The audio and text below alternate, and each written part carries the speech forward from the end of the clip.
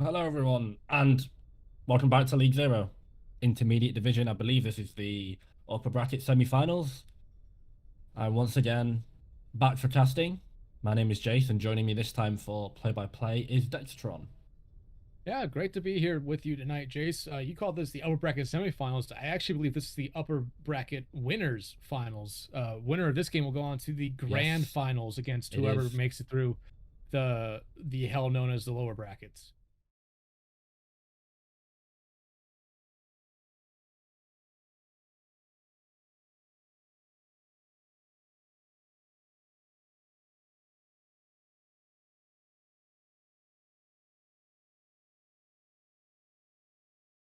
Yesterday run out very confident 3-0 winners against Beach Ball. Lobsters should have taken a 3-0, I think, as well. That's the sort of general opinion of a lot of people I've talked to. Obviously, they ended up dropping a map and they still took the 3-1. So both of these teams coming off a very strong performance.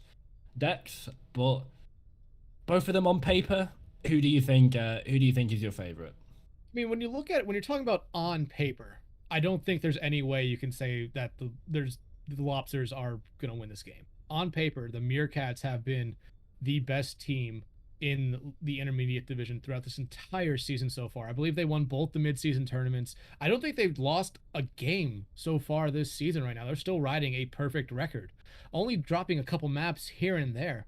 On the other hand, you have the Lobsters, which you talked about should have 3-0'd last night against the Melbourne Midnights, I believe it was. yeah, against the Midnights. They ended up dropping one map in what seemed to be the most unimaginable way they possibly could.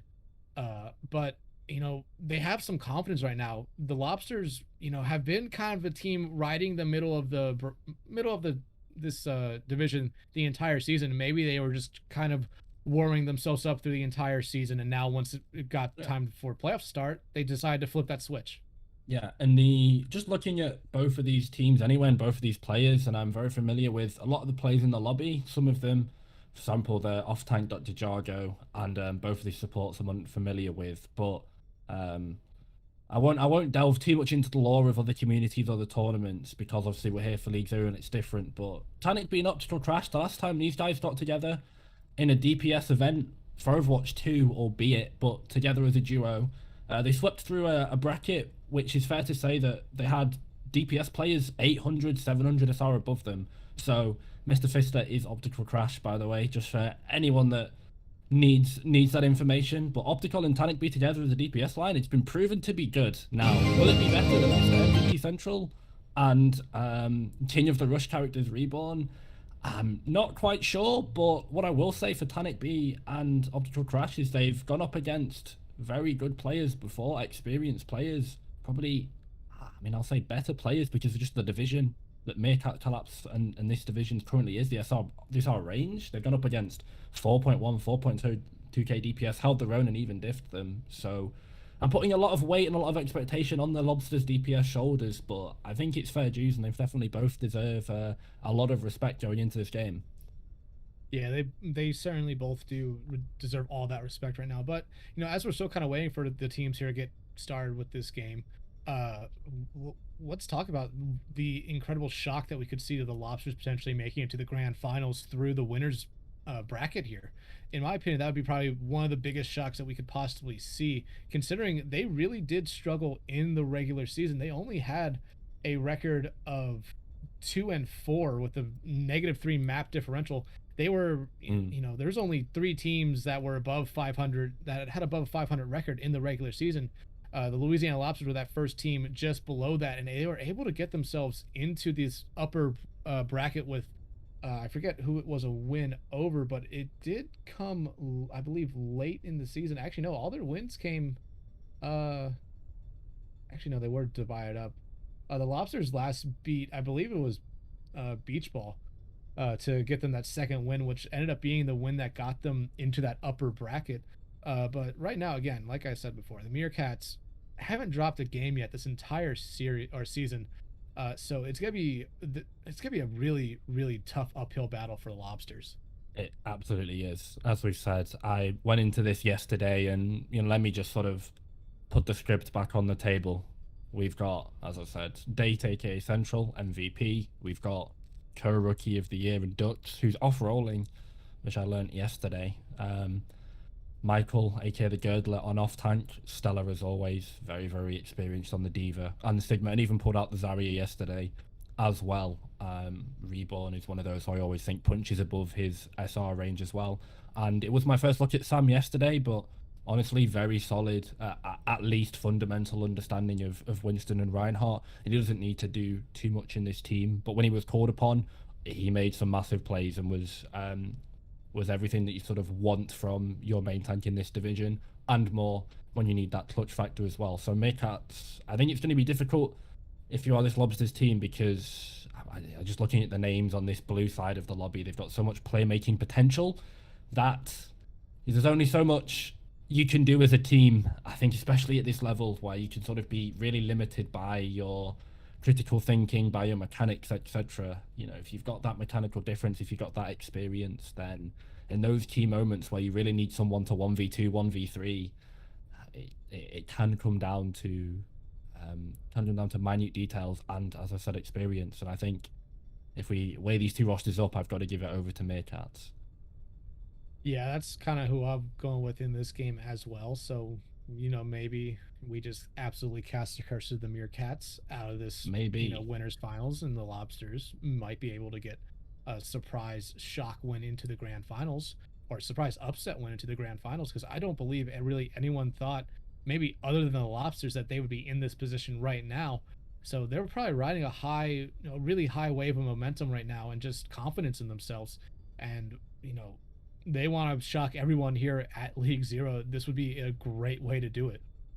It absolutely would be. I think taking down this team would be a complete shift in momentum for both of them. Hey, I'd say if you're Lobsters and you manage to take this one, even in a close map 5 where you win 99-99, the confidence that it gives you, the realization, the belief in your own team means you can probably run it all the way to the bank and maybe even go for the title, as you said. It might not be expected that Lobsters have made their way through the bracket to this position, going 2-4 in the regular season. So clearly between this playoff run, something has cleaned up. And historically in every tournament ever, in almost every esport, when you see a team really pull it together, it's when they do it in the lower bracket. But they've not done this. They've done it in the winners bracket. They've gone perfect. Their slip up was in the regular season and they've drastically cleaned it up, whether that's scrims, coaching, input. You know, they sort of hit that miracle switch, whatever it is, whatever you want to credit to Lobsters' sudden turnaround and progression into our winners upper bracket finals and potentially a place in the grand finals. They've done it in between regular season and playoffs, so that alone is an achievement. And I'm wondering and hoping, hey, that they could take it one step further, because I'm a fan of narrative, and having teams on paper just come into the lobby in 3-0 is quite boring. Yeah, 100% agree with you there. Let's see as we go into our first map of Busan if the Lobsters can, you know, come out and shock the intermediate division right now with, you know, either beating the Meerkat Kollapse here or just being able to at least take this first map against them here. Because I believe if we do see the Lobsters take a map, there's no way that they sweep the Meerkats tonight. And if they do, then it shows you how much of a team, how much of an improved team they have been since the end of the regular season. Oh, absolutely. If there was a map that I think Meerkat Kollapse will most likely lose, I think it's going to be this one. This is a great opportunity for Louisiana Lobsters to get themselves off the board. Tanic B, so good on the Mei. Everyone knows this. Optical Crash as well. Not going to be able to go on the Mei. Has improved on that character, but he's probably going to be on a more comforted Cassidy. Very confident and very dangerous on that hit stand as well. Joe Bidon, KK, Doncom and Reinhardt experienced there as well. So on Busan, and this is where yesterday against Beach Ball, I'd say definitely lesser powerful opposition. This is where Meerkat Kollapse looked shaky, so it's all in the bag potentially right now, and that is a great first wall from Tanic B. Yeah, great first wall. Catch them out there. The sim pick from Mr. Fister is actually a really interesting one, but they're already getting so much benefit from it. Able to melt through the shield with help from everyone else on their team. Joe Badonk takes down Reborn, and already we're seeing the side of the Lobsters here take this first fight. Yeah, I've seen this time and time again. I've seen this over the last 12 or so months that I've been involved with these North American tournament communities. Tanic B, just kind of a monster on the May, basically wins that first fight by themselves. Beautiful wall onto the Reinhardt, Mr. Fister, aka Optical, on the Sim as well, puts in so much pressure. Eventually, the Reinhardt shield of Sam falls, and well, the corpse goes quickly with it as well. Yeah, and I'm just watching this right now. While we do see the Joe Doink there, they get frozen. The Immortality has to come out to keep him alive, but both damage measures are coming out from either side right now. Not getting a lot as Tanakby does throw up that wall, and here comes the wall for Mr. Fish as well as Joe Badonk does find Sly here to start killing. Shatter comes out, only able to find one, and it does get the D-Mech there onto Michael as Joe Badonk takes out the rivaling Ryan of Sam. And again, another good team fight win here by the Louisiana Lobsters, as they will probably be inching closer and closer to 50% by the time the next team fight breaks out. Yeah, definitely. They're getting basically half percentage, if not more, on the board. Even if they lose this fight, Reborn's gonna have to cough off this Blizzard if they want to do it. But in terms of last fight, great fire strike from Joe Bidonk at the death to pick off Slimal. That's the double damage. He goes down. This Blizzard comes in. It is gonna freeze up Sam, but they can't kill him as Dux's beat is forced out. Yeah, both Blizzards come out. Here comes the bomb from Dr. Jargo, not able to find anyone as they were able to survive that. A beat now comes out from the Lobsters. Shatter comes out the slap! From the side of Meerkat's finds four, but no follow-up from it at the moment. Here comes the other damage matrix from Frederick Dina there. Able to find one is Tanakby to start out, and that does force a little bit of a fallback here from the Meerkats. Another Shatter comes out, able to find two, and they are able to find those two right back after that. The Louisiana Lobsters are now actually trying to go into their spawn of the Meerkats. They're doing a great job of keeping this pressure up on them. Wow, I think that was a defensive ball that came out from Tanakby. Sam put 4 of them, 5 of them on the floor. The Louisiana Lobsters were laid out, ready to be served, like you do at a cuisine restaurant. But no, they just managed to stick it this time, I think. Will be it though. Sam gets a revenge slam. It's a 2K high noon from Central as well. And as the Meerkat Kollapse pile onto the point, they dust themselves off, pick themselves back up, and they manage to stay in this round just yet. That's a team kill as well. And he's going to cost them a lot of ultimates, and most importantly, decks. Tanakby's got Blizzard available. Yeah, Tanak has Blizzard available. We're going to see Mr. stay on this Symmetra here, which is actually really interesting if you ask me, because I really thought that was just for the one life thing. But it looks like they want to stick with it right now. And like you said, the Meerkats used all their ultimates available there. Well, it was essentially last fight for them. They need to win. Blizzard comes out from Tanakby. Bomb comes out from Michael. Able to find 2 with that, but Jargo finds Sam right back. And find Reborn. Date though picks up Tanakby. So stuff's continuing to go the Meerkats' way at the moment as we see Michael try to get Gusty out, but Gusty able to speed boost away as we get a pause. Okay, pause hack enabled for the side of, well, honestly, either team. But what I think goes on there is just a great read from Gurgler. Sinks all the defense matrix into eating that Blizzard. Okay, doesn't get it, but what does Michael do? They throw that that Diva Bomb on the floor. They skid it through the Blizzard. And Louisiana Lobsters, they are unable to walk into it. They're unable to clean up those frozen targets because they are zoned by the Diva Bomb. They get over aggressive. They get greedy. Maybe they're not even aware of the bomb and its position. It's placed perfectly in 2-4 because of it. And all of a sudden, that fight-winning ultimate, that game-changing ultimate, that round-winning, clutching ultimate that could come out and probably should have come out from Tanakby, it's completely neutralized. It's completely gone. And I can't really stress that enough. The May ultimate, the Blizzard, is so crucial in the mirror, not only because of its zone control, just because of the resources it forces, the tempo that it provides. It's a great entry into the fight. It's a great cleanup. It's great in the mid fight. Almost any situation. I think if you Blizzard first, you are most likely going to win. And it's not all doom and gloom for the Lobsters though, decks, because I mean, Reborn going over to this Doomfist means they do have massive advantage on the May. However, now that Meerkats have this defensive hold, it's going to be a lot more difficult for them because, well, we all know where the May traditionally and typically really can cyberbully and can really throw their weight around is in these choke points, is when teams have to rotate into it. And, well, they do have the TP, but it is going to be Meerkat. It is going to be Louisiana Lobsters that have to try and scramble to the point against the high ground control. So it's going to be given over to this Meerkat Kollapse defense.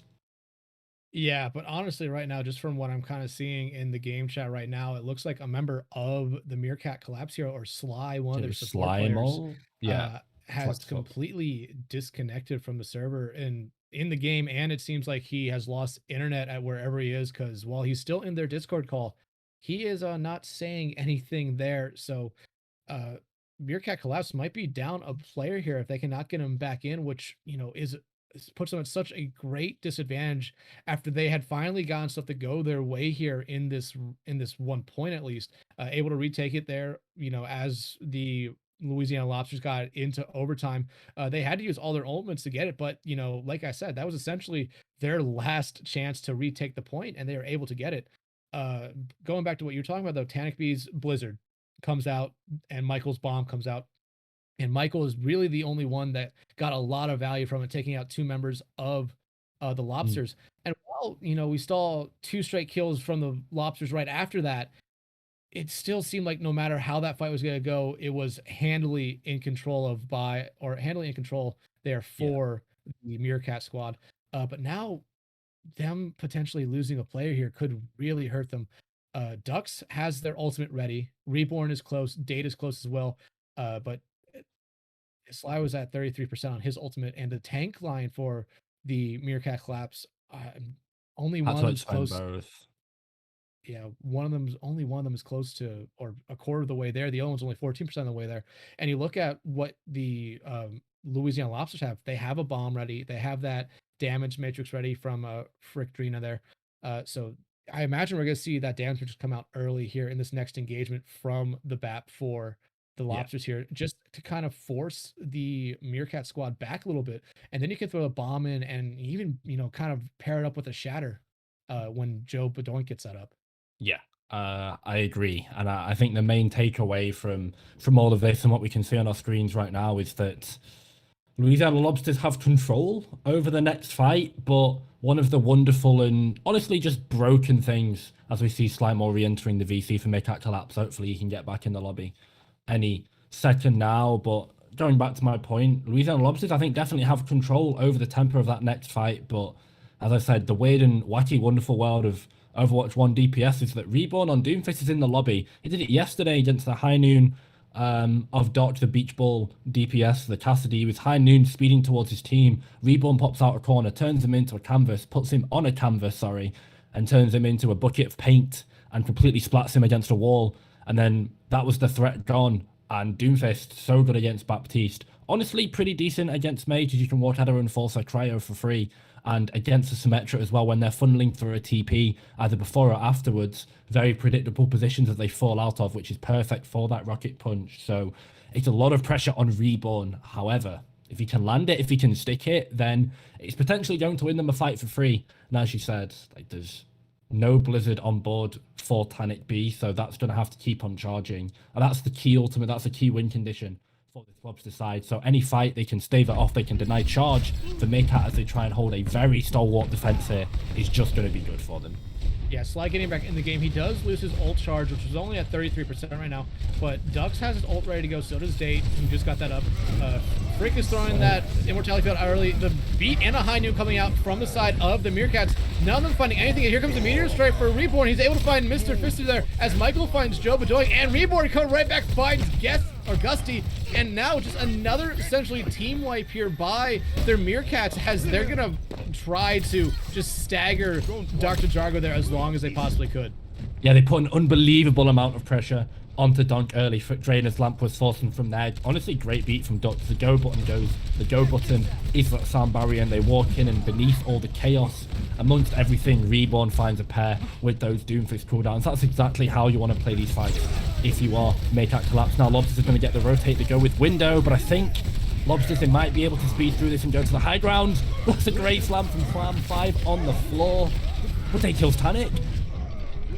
And the bomb coming out from Dr. Jargo doesn't find anyone. And look at this. Meerkat Collapse might have came back from the brink of almost losing this map to, at this point, in my opinion, I don't think there's really anything that the Louisiana Lobsters can do to touch. I don't think Tactically's going to be able to get back in there. And actually a nice boop there from Dux denies them as Meerkat Collapse comes back from down 99-0 on this first point to win it. Wow, that is such an unbelievably good hold from Meerkat Collapse, by the way. Let's just rewind it back to that last fight. That was a 5-man slam from Sam. Humongous earth shatter, put everyone from the side of Louisiana Lobsters on their backs, as I said. Already made the joke, but served them like you would a fresh lobster in a very expensive seafish food restaurant. Freshly baked. I don't really eat lobster, so I don't know what you serve it with. But yeah, they got completely laid out and served. So there you go. And Meerkat Kollapse, I talked about it at the start of the game. The individuality, the ability to play making clutch situations. I gave it to them, and that's what they needed, and that's what they did that last map. Great clutch play. Reborn is going to be going over to the May. I don't think he'll be on it for too long. So he definitely got more value on the Doomfist. But hey, Louisiana Lobsters went very close on that last map, and I don't mind that they're running out on the rush here. Yeah, both teams just coming out with that rush comp, as you said. Reborn able to find Joe Badunk here early, and that will really hurt the Lobsters' attack here. They might have to fall back down their main shield, as most of them are just kind of getting frozen here by Reborn right now. Able to live with it right now. Mr. Fisher does find Reborn, but Date finds Gusty right back. Sam finds Tanikby, and like I said before, after losing Joe Badunk there, it was going to be really rough for the Lobsters to get really anything to go their way. Yeah, I think so. The opening rotation from Meerkat was so good. The wall that came in from Reborn was suffice for services, let's say, and honestly just getting the important pick on that May meant they could take the 5v6 and reclaim the point from it. Have Meerkats gone too deep? That's a really aggressive window from Slime Maul. It's going to buy them a little bit of percentage, but probably be wanting that one back. On the flip side though, Lobsters, they've got window high noon to go for themselves. Good wall from Reborn. Yeah, and they try to speed Mr. Fisher through that wall. They're not able to. Tankby does find Sam though, so this could be the exact opposite of what we saw in the first fight. However, Sly finds Joe Badunk. Here comes the high noon from Date, able to find Gusty. A good pick for them there. Only now a Baptiste as their only healing, but he's not there anymore. So is Tanikby. They're all gone right now.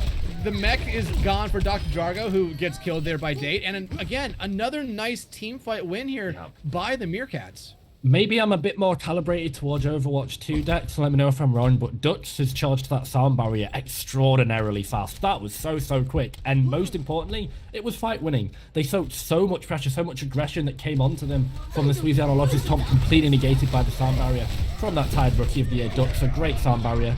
Main support Lucio impact as high as it can be, but as I say that, Optical Crash on the DPS, finds 2 with the high noon. The fight is completely flipped. Louisiana Lobsters, they get off the mark for this point and are going to roll towards it. They invest the ultimates, they do decks, but this is a pretty solid, convincing team fight from them. Yeah, and they desperately need that right there. To start off with both the Mays using their ultimates there, and then a nice shatter from Joe Badunk there. Got, I believe, 4 or 5 members of the Meerkats out, and they were able to quickly confirm those kills after that. And really, we saw Michael there throw their ultimate to try just to, you know, get anything, not able to find anything there. And they did stall the point just for a little bit. However, we do see the Meerkats try to get back into this with another team fight right now. Tanikby almost getting chunked down there by Date. Here comes the damage matrix from the Meerkats. Bomb comes out from Dr. Jargo, not able to find anyone right now. They do find, or Michael finds the immortality field, and the beat comes out from Gusty to keep them alive in this fight. Dr. Jargo finds Sam to start the killing here. Down goes Ducks as well for the Meerkats. Tanikby finds the May duel on the Reborn there. Dr. Jargo finds also the Diva duel there onto Michael, and Tanikby cleaning up Date for another nice, or for a good team fight win there by the Lobsters. Yeah, the Lobsters are going to love that one. That ult economy that was traded and expunged in that last fight only benefited this defensive side. Why? Well, because both of these teams were down on resources, and it's definitely a lot harder. And you're going to need those resources to push your team off the point, and you also just sit back and simply live and survive and bleed out the clock. That's going to be an early window coming out from Frick Drainer. Going to be walled up, but Optical finds an opposite number. Date, Central MVP down. Yeah, but trade coming out here to start off until the Lobsters find 2 straight kills. Nothing coming from that bomb from Michael, but might have just been able to get them back in their mech. However, they don't live much longer after remeching, as Dux falls off the map himself there. I don't know if that was just a regroup with their team or if he just misplayed something there. However, now with that team fight when they're by the Lobsters, they take a percentage lead and now are essentially in final fight territory. Yeah, this is going to be final fight territory. They're going to bleed this over. 79% on the board is going to be one last chance for the Meerkats. They've got 2 great ultimates to do it. One of which is this channel. Tynoon doesn't find anything, but it allows the Blizzard to come through from Reborn. They get the freeze onto Don. Can they kill him? They're able to find Joe out. Tanikby finds one, but a huge bomb from Dr. Jargo finds 2, and then Jargo crushes Ducks. No way. Jargo just goes in, cleaning up their Meerkats there to force point number 3 here on Busan. I don't know what I just witnessed. That fight looked so good for Meerkat Kollapse. They use the high noon, they get out the wall, then they speed in and behind it, in front of it. Reborn managed to throw the Blizzard. They get the freeze onto the all-important main tank. Yes, Dusty pops that sound barrier to keep him nice and healthy, and they have the lamp from draining to cover, but it forced out so much. And this is a great opportunity if that fight just kept going as it was. The war of attrition inevitably would have been won for Meerkat. Kollapse would have flipped the point. They would have had another bite of the cherry to try and take the round, but Jarjo has the bomb, almost like Girdler did against Tanic B's Blizzard on Mecha Base, basically the same sort of thing. Imitation is the most sincere form of flattery, everyone in the Twitch chat, ladies and gentlemen, and Dex, my co-caster. But there we go, 2 rounds in a row where D.Va has completely mitigated a Blizzard, and it's been the deciding factor. As now 1-1, we're on Sanctuary, both teams, well, one team's popping up. Meerkats have gone over to this comp before them do yesterday, and if it ain't broke, don't fix it. Looks like Lobsters are sticking on the rush. Yeah, the Lobsters sticking with what a shot. And Tanic B finding Date out early is probably the one thing that they were hoping to get, you know, especially early, finding 1 DPS. Down goes 1 tank as well as Michael falls to Dr. Drago.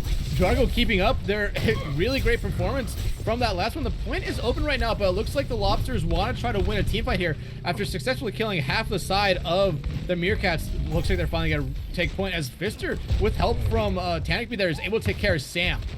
Yeah, I mean, Optical is the traditional sharpshooter. They're the ones supposed to be getting the pick for the Peacekeeper, but Tanic B hits a right click straight down the chest of Date, and they fall. And I can't stress enough how normally unbelievably one-sided this Wrecking Ball composition versus Rush Mirror is, but Lobsters are running them off the park. The tempo has been increased. There we go, the Peacekeeper of Optical Crash is fully online. It is weapons hot on both these DPS from Lobsters.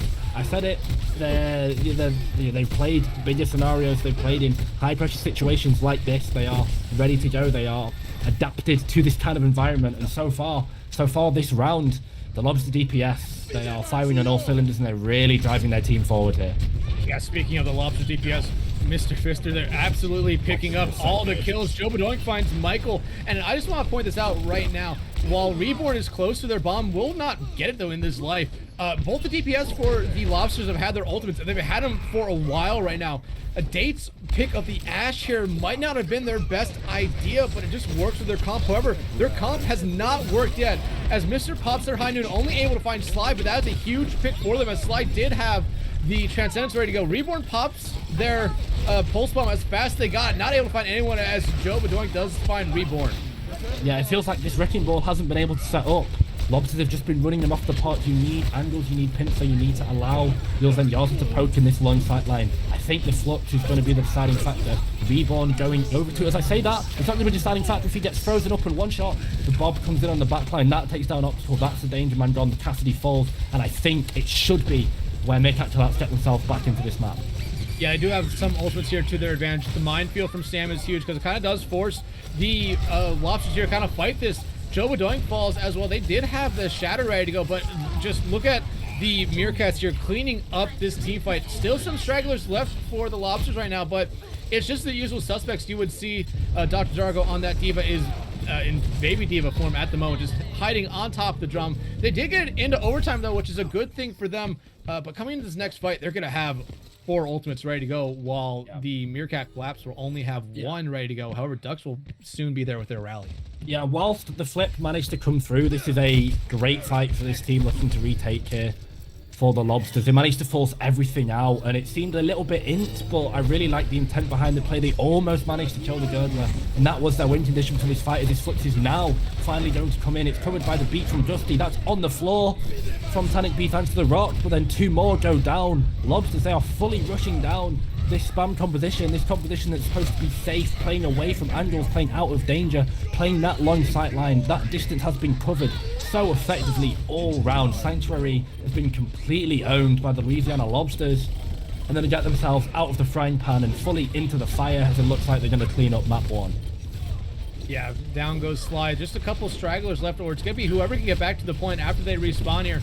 Sam, Date, and Michael are all around the point right now, but how much longer they will be around that point is questionable. Reborn, Date falls, down goes Sam. We do see Ducks back on point right now. Michael finally falls. Ducks just now sitting on top of the drum. They fall as well, and there will be no one else to get back in time, as we do see the Louisiana Lobsters take the first map here against the #1 overall seed. And there we go. I talked about it at the start of the map. There was an avenue in which they could do it. There was a path, there was a key to success, whatever you want to call it. It was this rush composition. That's exactly what they did. They played it so well. This is going to be the play of the game bomb. Look, it covers the Blizzard so well. Managed to get a crunch as Duck sort of just lovingly throws himself under the 600-pound Diva mech. Say what you will about it. It's a great Diva bomb to zone and almost force him into the Blizzard as well. And Lobsters, I mean, Busan is a very rush-favored map, but not on that last one. And to win Sanctuary as a rush composition against Ball Sig is not something I've seen too many times. It takes a great amount of tempo, a great amount of execution, and honestly, a lot of individual mistakes from the Ball Sig composition. The wheels didn't quite get turning for Meerkat Kollapse. Now, will their mental collapse? I don't think so. These players are very, very experienced. They'll know what they did wrong, and they'll know that, hey, not their map, warm up, whatever you want to call it. So this series, very still much alive, but in that rush mirror, I mean, the Lobsters just completely dominated them, didn't they? Yeah, and it really surprised me considering how dominant the Meerkats have been throughout this entire season, especially, I believe, going up against the Lobsters in the regular season and even in some of the mid-season tournaments. They, easily handled the Lobsters, I think, almost every time they played. So this is a big shock from me to see the Meerkats come out and just seem to have trouble against the Lobsters. But the Lobsters, like we talked about in the pregame, maybe they finally found something or they flipped a switch on something that they had been, not doing right, and now they're firing on all cylinders. The Meerkats, though, they have to respond here. They are picking to go to King's Row, which in my opinion is a map that almost anyone thinks that they can win, even if they're solo queuing or six-manning or with a whole team. This is a map that I believe everyone feels like is their map to win. Yeah, absolutely. In other games, you talk about metas, strategies, whatever. You call it solved, and King's Row is the most solved map in Overwatch. It's been solved since like season 10 at least. Rush compositions, Ryan May. Since the dawn of 222, it's been Ryan May in it. Will always be Ryan May. If it isn't, there's a serious balance problem, and that needs to be addressed. That's almost a litmus test for Overwatch's balance in itself. Hopefully we see more Ryan May as we continue into the new horizons of Overwatch 2 as well. But for now, we're in 6v6, and this rush composition that I talked about is being played so well by the Louisiana Lobsters, and there's no way they're not. There's no way they're going to swap off it. There is no healthy thought that tells them they should swap off Rush here. They're going to be out on the defense. I should expect to see May, Cassidy, Lucio, Baptiste. Yep, there you go, standard. Now, the interesting thing I want to get into, Dex, is they played this composition yesterday, albeit against very weak composition and much weaker composition in Beach Ball. But Reborn, we know, is definitely more confident on the Doom and the Reaper than they are on the May. That allows Michael to flex over to the Zarya and provide them some backloaded damage in the fight. If they can play around it, if they can kite the May walls, can make out, they're going to have a great opportunity. They had huge entry to success when they were able to force out so many resources and basically force Donk to collapse underneath all the pressure that was being thrown onto them. If they can do that with the Zarya, then it's going to be a great avenue to success. But Reborn actually is starting out on the May. Did not expect to see that. Thought they'd go on the Doomfist. So Meerkat Kollapse, they're going to win this in the long fight, but it's going to take a lot of time because, well, Turbulent needs energy on this Zarya. Yeah, the May wall already comes up to the side of the Lobsters here, but Michael able to find Canopy out early, and we could see him easily roll through the Lobsters right now. If they're able to find a second, however, Fister finds Sam. Reborn does find Frick right out after that, so they already are down one healer, and I don't know how much longer they're going to want to contest in this fight. Joe Badonk is down. We see Dr. Drago demaxed. Fister does find Reborn, but they eventually do fall a date, and Dr. Jargo falling there to Michael. Probably not what you want to see if you're a Lobster fan. At this point, easily goes over to the Meerkats. Yeah, there we go. It's the Reaper on the scythe in the mid-fight. It is the Zarya with 1 billion energy. That is death inside of a cannon. Absolutely. Michael just beaming everyone down once the Reinhardt shield of Joe Bidonk falls. Great bubble onto Reborn as well in the mid-fight to keep him stable and not make him go 1 for 1. Instead, just make him go 1 and keep himself alive. But it's a great slam that comes out from Donk to fire back. Have Meerkat slowly close to the sun? Have they overextended? It looks like they have. But honestly, right now, Reborn trying his best to keep his team in this one. Frick does find Reborn out there, and that does give their team enough time to get through arches. damage matrix comes out from Sly here, but the Lobsters decide to say, I'm just gonna walk straight through that. And trying to keep us up. Here comes the grab from Michael, catching two members out. The Immortality Field comes out. However, Immortality Field falls. Those two that were in that grab fall right after that. So does Frick, and now Dr. Drago probably gonna be just, oh, I thought they were gonna stagger them here, but decided to kill them off fast. I hate to call it out when I see it, but I'm not sure about the intent behind the beat there from Dust. I think it was a little bit of a panic beat from Dusty just to keep their team alive in the fight, but more importantly, Girdler has the ultimate. Michael has the Graviton Surge to punish it. That's no Sand Barrier, no defensive ultimate to keep them nice and healthy through it, and then the Girdler with a Billy Energy can just run in and roll through. He's going to be so charged, but to say that, Optical puts one in his dome, the Zarya falls, great opportunity for Lobsters to walk in here.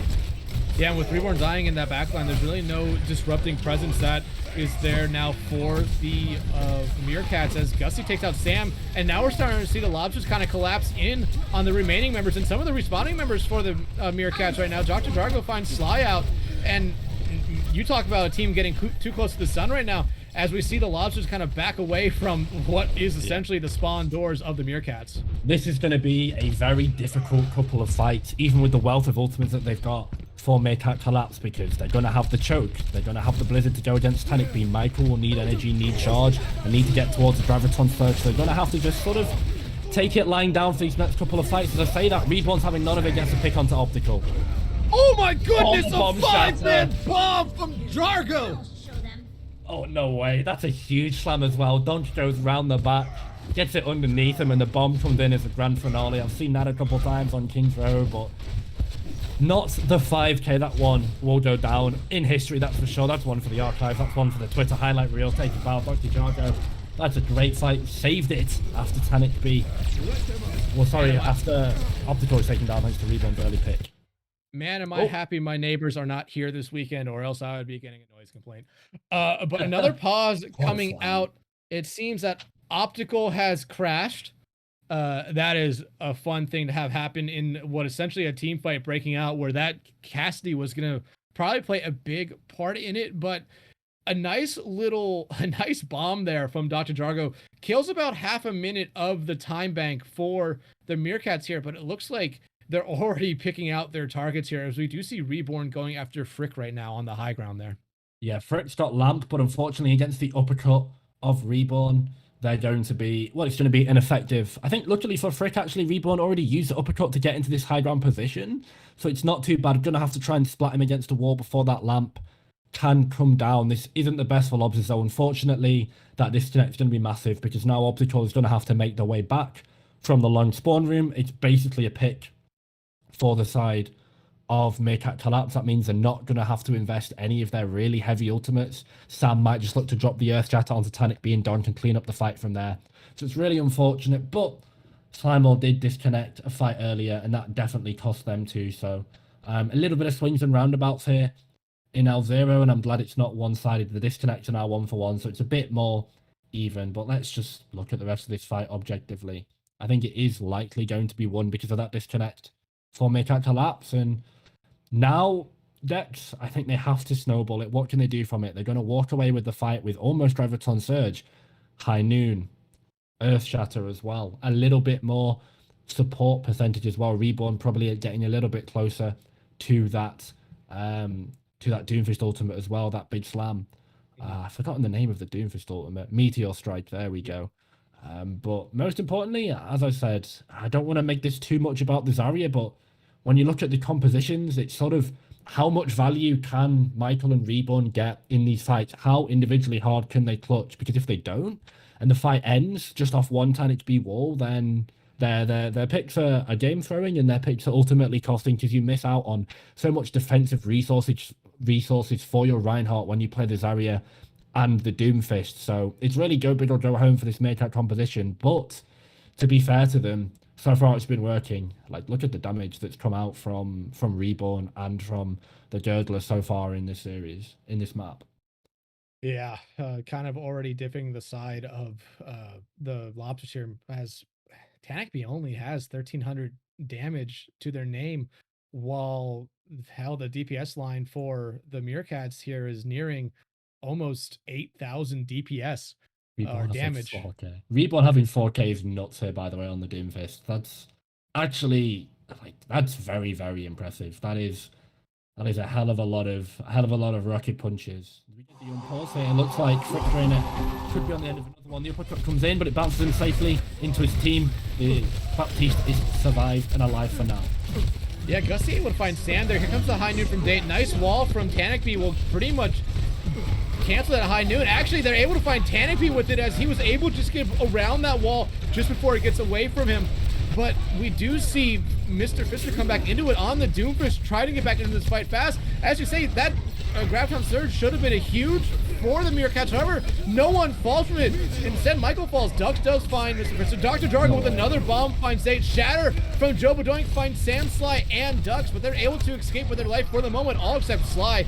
Badoink falls, but Sam falls right back after that. As a very, very scrappy team fight here is won, again, by the team that lost a member of their team halfway through the fight.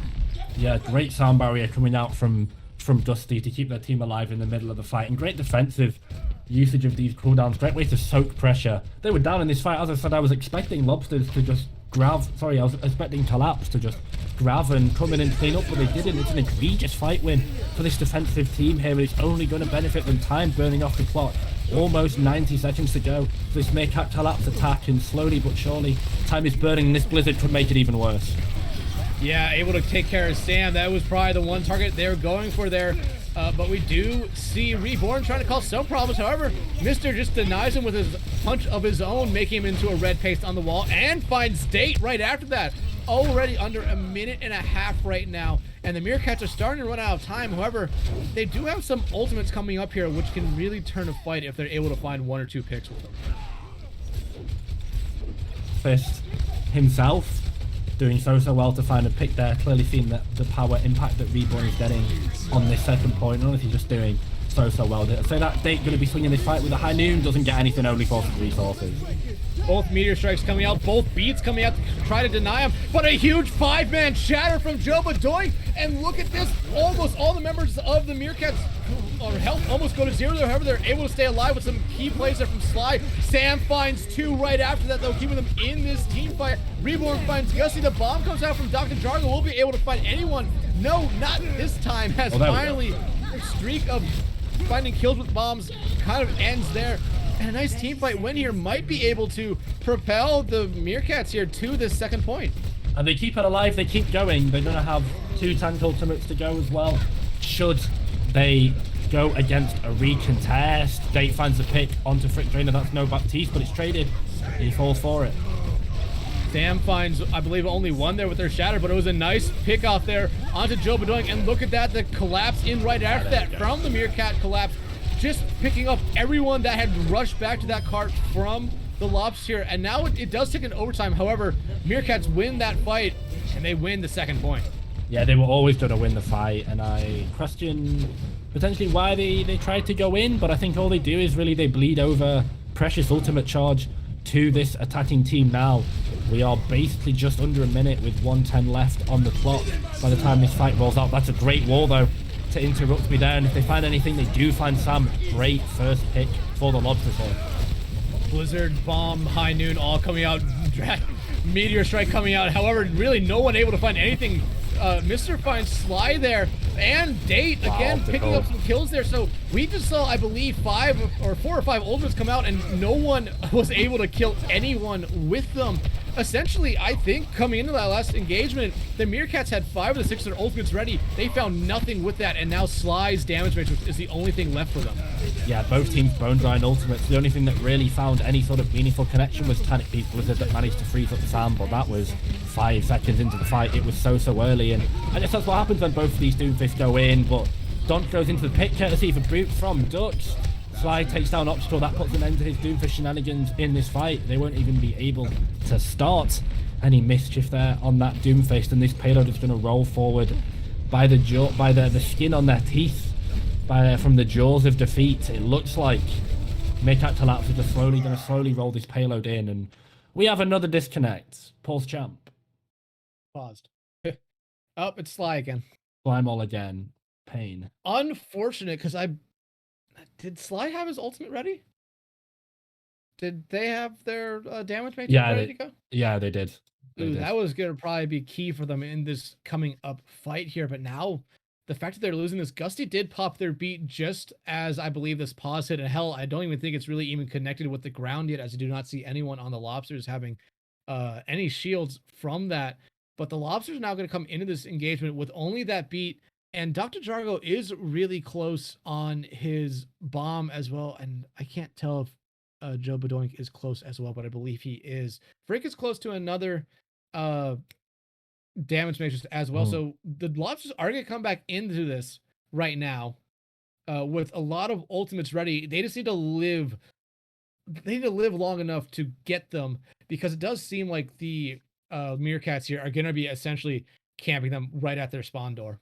Yeah, it looks like this really is, and it should be the go button. Justy is basically casting the sound barrier mid pause here. 3 seconds left on the clock. Reborn is about to go for the seismic slam onto Donk's Reinhardt here, but this beat should keep them nice and healthy as they look to try and push back. If they can clean up this Doomfist who is without an ultimate, if they can try and put an enormous pressure onto the enemy Reinhardt of Sam here, then just a singular pick off this sound barrier will be a worth investment. I think it's going to take a call. If they can spot that Justy is casting the sound barrier, then it's going to be a little bit of a pause hack, shall we call it, as Meerkat Kollapse might be able to disengage. So say that though, I'm not quite sure where Slimeball is going to spawn back in this lobby. Are they going to spawn, well, in the spawn room, or are they going to pop back into this mid fight, basically where they disconnected? Because it's going to be that long run back. This is going to be a borderline impossible fight for Meerkat Kollapse, and their push is likely going to end here. I believe they will respawn back in their spawn room, which really does hurt them, especially as I do not think they'll be able to keep their ult charge anyway, so they can come back with 0 ult charge, and it really does hurt them. Sam's Shatter here, though, could be the one thing that saves them. Date is really close to a high noon, and Reborn, with a nice slam and, punch, maybe might be able to get his Meteor Strike back. But I still think everything here for the Meerkats, especially down one person coming back in this fight, really hinges on if Sam can find or just land a huge shatter. It doesn't have to be the entire team. Maybe it only catches 2 or 3. It just really depends on what 2 or 3 he's able to find with that one. Yeah, it's going to be a crucial usage of that ultimate in this next fight, as you said. Just even a pick or two now, when we're in overtime, when the spawns are coming in, when the run back is going to be so long for this attacking team. It's so crucial. This is going to be peak volatility for either of these sides, and I wonder how they're going to take it. Just decommitting the sound barrier means that Lobsters, as I said, they have to go in. They have to get value out of it. They've not used that defensively, reactively. They're using that as a tempo ultimate, and you need to overtrade cooldowns. You need to get something out like Lamp, Cryo. You need to break Reinhardt shield. You need to drain all defense matrix and maybe even crack the armor off the Diva so she can be very easily cleaned up by your Cassidy late into the fight as well. So luckily, I guess we get a perfect moment to sort of look at the tableau of the fight that's going on and really dissect it. But so much hinges right now, Dexatron, on the sound barrier of Gusty and how much value they get out of it. If it does not come up dividends, then Meerkat Kollapse have got a great entry, have got a great little pathway into completing the full hold here.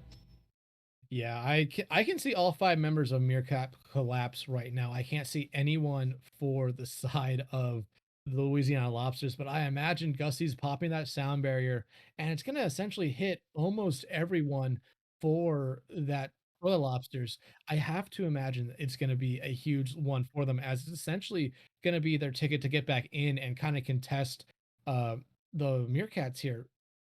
I have to imagine it's not just using it on themselves.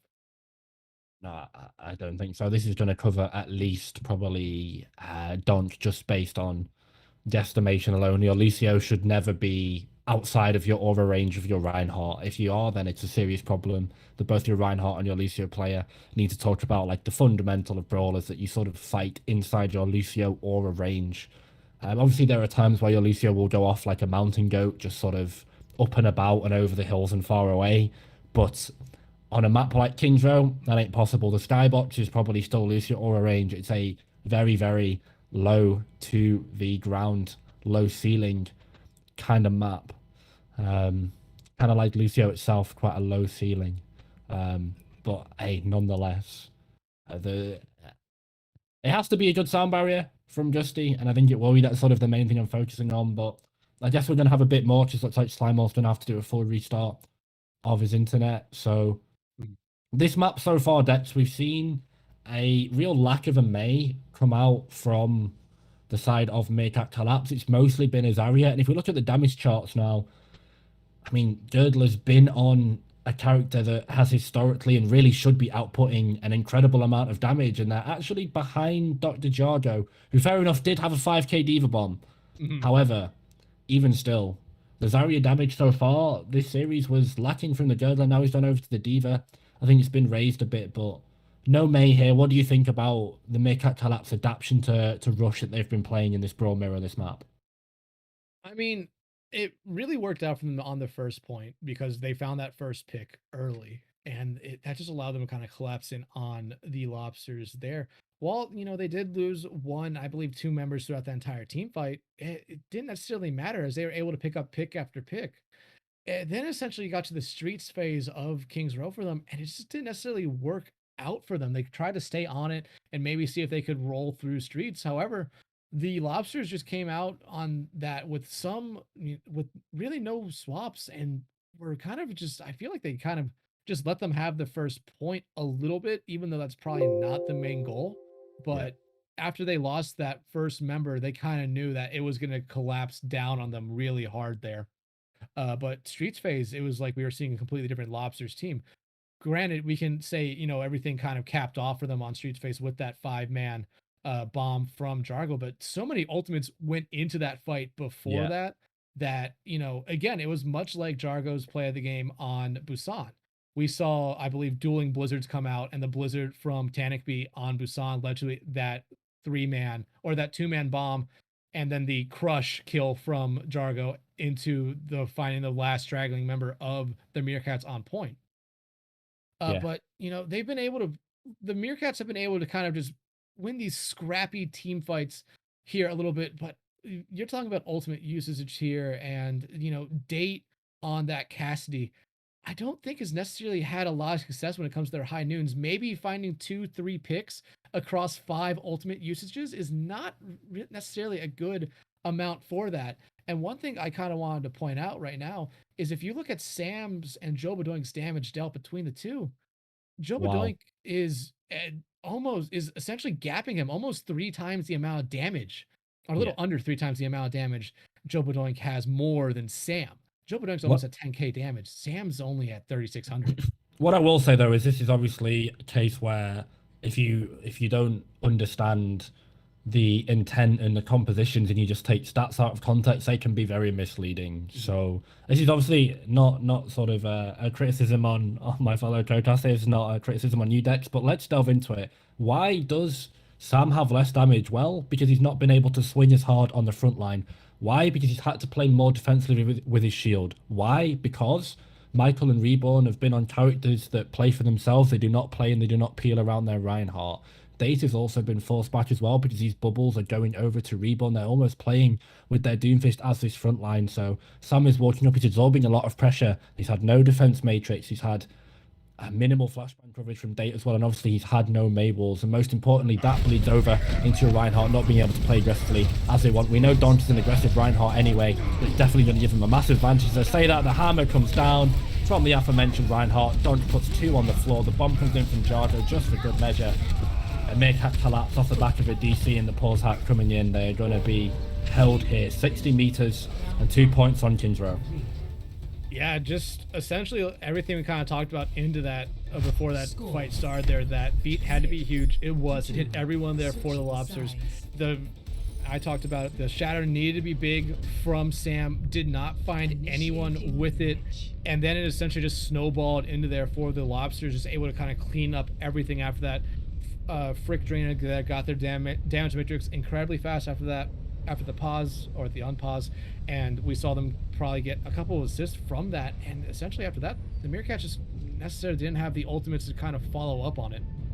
Yeah, there was nothing that they really could do to come in. I think that sound mirror at the start of the fight was just too crucial. It kept them so healthy, just a mass HP advantage, and we've seen this in history, and we're still seeing it in the future in Overwatch 2. When you have an HP advantage over the enemy team, you can kind of just walk in and play with them and do whatever you want, because they have to outperform you so hard to chew through that base HP. You really have to step up, you really have to overextend, and you really have to mess up in order to throw that.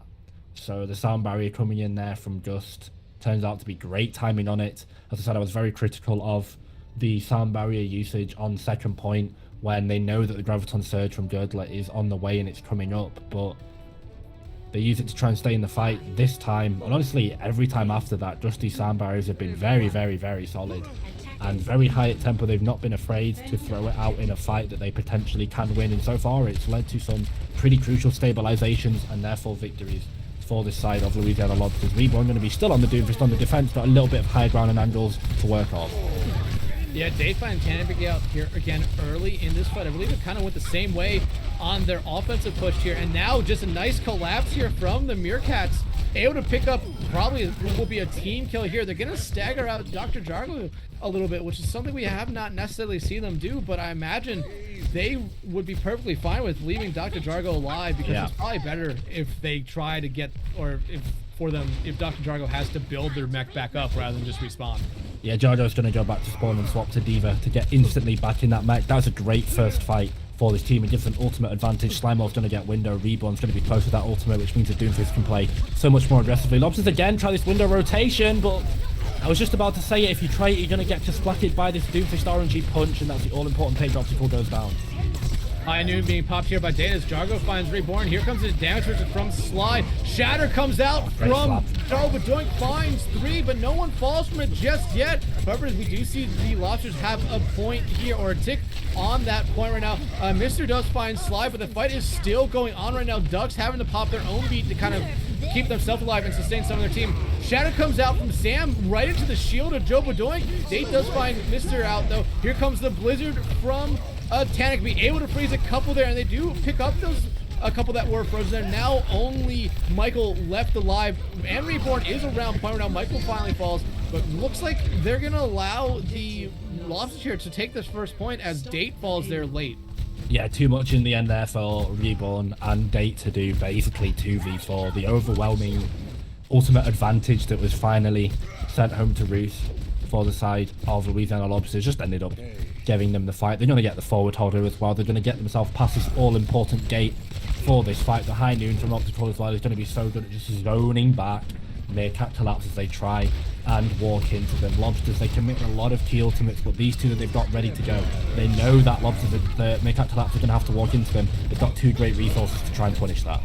Yeah, dueling High Noons come out. Shatter comes out from Joe Doink, but he got killed while it was going on. Here comes the bomb from Dr. Jargo. Does not find anyone as it was not able to get over the pub's roof. Tanakby, though, does find Reborn. Dux kicks care of the Immortality Field. However, Tanakby continues to go and finds Dux as well. Michael's out of their mech. Jargo takes care of them right now, and the Lobsters winning a team fight again very convincingly. Yeah, both rounds traded, and this is Tanakby is all of a sudden the most powerful and the happiest person in this lobby. Streets phase King's Row, sorry. Second point, this is just a playground for May. The tight choke points, the wall angles, the blizzards, everything that you want. When both Reinhardts go down, it's a field day for the Chinese Banshee, and that is absolutely all that the Ice Devil needs to wreak a havoc against Meerkat Kollapse. It's going to be an aggressive punch in from Reborn, going to have to try and eject themselves out of this fight, but don't cost off their life. They cough it up, and that's 2 on the board for Meerkat's already 4v6. Yeah, make that 3 off the board for the Lobsters. Make it 4 now as Reborn is just going through. Dux takes care of the Lucio of Gusty, and now again, it's just Dr. Jargo out of that mech. I did not see what their percentage was before they got demech'd here, but yeah, it looks like they're running back to the spawn to just quickly swap off and then swap back to that D.Va. Yeah, is it going to be a bit of an odd situation now for this defensive hold to fight in, as I said? Looks like... No, okay, they're not going to forward come swap. I thought they were for some reason. Jargo's just going to go once again to get back that mech, losing that all-important ultimate charge on that D.Va. And it's been the difference maker, seeing him hit a couple of nice bombs here. For Meerkat Kollapse, though, we've got some ultimates ready to go. 2:23 left on the clock, so fight not quite done yet. Oh, the High Noon, the counter High Noon, till central.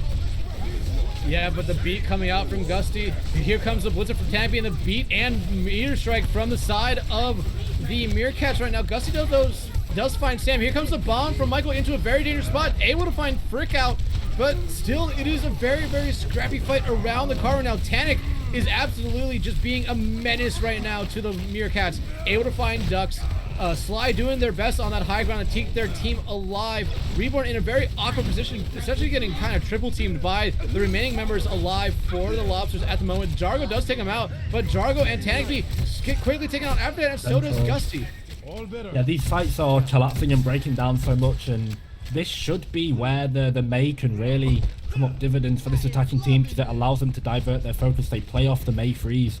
It's really hard for the May to change targets because of the range of that cryo gun, but when the fights are opening up, they've got Date on Castle, they've got Reborn on this Doomfist, and they're the ones providing that consistent value. These resources being burned is only beneficial for this defensive hold, as we've seen time and time again. Both windows coming out, Reborn's got his eyes on the Reinhardt.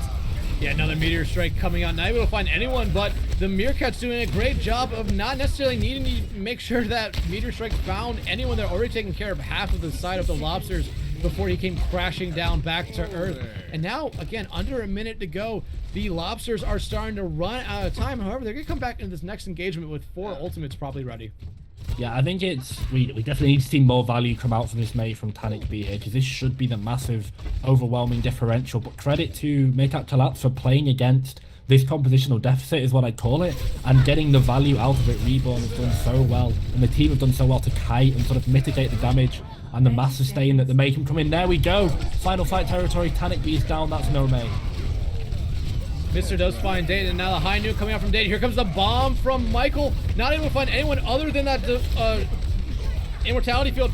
Reborn, though, going in, finds one, finds a second one. Mr. is able to take care of them, though. Now it's just the supports left for the Meerkats to contest this point. Bomb comes out from Dr. Jargo, tried just to force him off point long enough. Ducks falls, now it's up the slide trying to contest this. However, we are seeing some quick swaps come back out.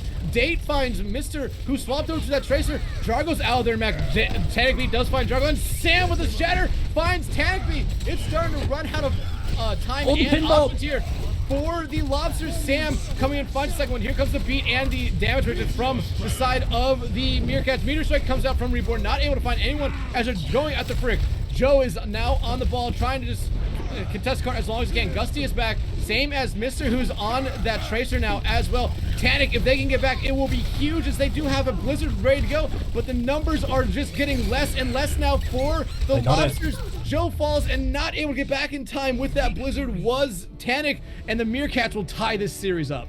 Kollapse tie this series and they bleed it out, and whilst all plaudits are likely going to go to Reborn and Sam there on the Reinhardt and the Doomfist, it's those two supports that play a crucial job in burning out that clock. Duck stayed alive for so long, managed to draw so much attention. Slimole excellently evading the Diva Bomb as well and living on that high ground to stall out. And as we see the play of the game there, great bomb placement by Don, by Donk manages to slip under and get the perfect Earth Shatter as well. But back to what I was saying, just to support Ducks and Slimole in that last fight, so well played. Such great composure from them to stall out the fight. The respawns came in, they were aware that they had the numbers coming over, the instant swaps to the Tracer and the Wrecking Ball, no hesitation. And then obviously Sam watched back with that pin out of spawn. He's going to cover the ground in very, very quick time as well. And all importantly, that Earth Shatter being a great deciding factor as well, as both teams have to fight around the objective in overtime. And that means they're going to be in perfect range for that Reinhardt to drop that Earth Shatter down onto them. And I think actually just one shot one of the DPS from Lobsters as well to end that fight. So Meerkat Kollapse, they play it so well. Now Lobsters are going to get the map pick, but I definitely think they're more confident on Rush. This seems like their go-to composition, and Rialto really here is the only one that you can play a confident Rush composition on, and even then double shield if Meerkats want to sin for it, if they want to go down to the 7th circle of hell, if they want to play it. Double shield I think is very good against the Rush composition here. I really don't like the Reinhardt based compositions, the Reinhardt based brawl on Rialto. I think it's a bit messy, it's a bit choppy, and it can fall apart very, very easily as you lose grip of tempo at any point during that second that second part of the map, during that second point. So I'm interested to see what Lobsters go with, but whilst Meerkat Kollapse I think very almost very, very bravely took them over to King's Row and tried to basically play them at their own game in the Rush Mirror. Now Lobsters have got the pick, but these maps, I think, Meerkat Kollapse have shown a variety of different compositions. Apart from the Rush, they've shown they can play the double shield, the Rush, sorry, the double shield, the 6-man, the Wrecking Ball. I think now we go into Escort, it's only going to benefit the side of Meerkat Kollapse. Yeah, and like you said from the start there, the Lobsters have been very, very good on this Rust comp. So Rialto was the map that you suggested would probably be best for them, and they are picking that map. So they're picking a map. They picked that map according to what they have been showing us. They are the best at. So not a shock that we're seeing this map. No, not at all. I think this is the best chance for them to play Rush on it. You can play it. I think third point is pretty good for Rush, to be fair, let's be honest. But there's plenty of ways to mitigate and play around it. So this is going to be a real test of the Luigi Lobsters, as we can see in the lobby. Hopefully you guys can see that as well. Otherwise you'll just think I'm a dumbass. But no, the Lobsters, their big test is going to be now, I think, because Escort is never been kind to the Rush competitions. We've seen it historically in the Goats era, but that was when the game was so much more, I'm not going to say brain dead because Goats is very hard to play, but in terms of overall macro, it was when you really could just play on the payload. It was before the eras of spam and off angles and cooldown rotations, where you just sort of take 6 beefy characters and sort of scramble onto the objective and stay on it as long as possible, like a bucking Bronco. The game has changed now. No more Goats, 2-2-2, spam, angles, cooldown rotations, Farah, double shield, whatever you want to call it, Wrecking Ball coming in, Hodge being in your backline as well. There is plenty of options for the side of Meerkat Kollapse if they want to try and take down the likely Rush composition that's going to come out here from the Lobsters on their attack. But as we go into this next one, this series is tied. We've seen each team come out and just absolutely play incredibly. Meerkat's a little bit more there on King's Row. Lobsters had a great first point, a little bit of a struggle there on the second point, and then an incredible third point. But what do you think the Lobsters need to do now? They just lost that last map. Do you think their mentals are still high? Do you think there's anything that they necessarily need to try to, fix going into this third map? For the side of the Lobsters, I think honestly, I just want them to play something else on this map. I want them to, whilst I think their strongest core is their DPS line and Donk on the Reinhardt. Donk has shown himself to be very competent on the Wrecking Ball. Played it in BPL and played it for a very, very strong team in BPL and was the core focus of that comp. Wrecking Ball so important. You sort of just can't really coast. You can't sort of, a free bus ticket essentially. You can't sort of ride the bench. You really need to be an active player in that Wrecking Ball composition. If he wants to play the Orisa, can play it as well. Both of these DPS, Tanit B. whilst definitely more known for the May, I think particularly in L0, have seen them do very, very well on stuff like the Echo, the Farah, Optical can play so many heroes. Hitstand and Fletch, I wouldn't know what to define him as his main DPS role. So they've got options. Jargo playing D.Va is good because you can play D.Va in basically any composition. Frick has been as well, from what I've seen, at least serviceable on the Baptiste. I think they've been quite good as well. Some of the windows have been ready for battle. Has been solid in the understanding of when and where to use them. Can easily convert over. But as I say that, one team is going to be going double shield. That's going to be the defense for Meerkat Kollapse.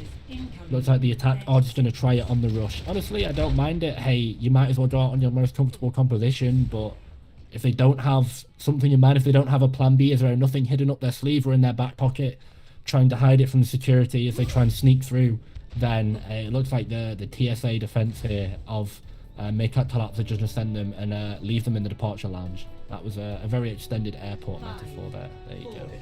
Mr. was teasing us with the Bastion pick, which I feel like would have been, at least viable here, at least on the bridge. However, they're not going to come out with it. Stick with the more tried and true Cassie there, as Joe Badoink actually almost gets completely chunked down there.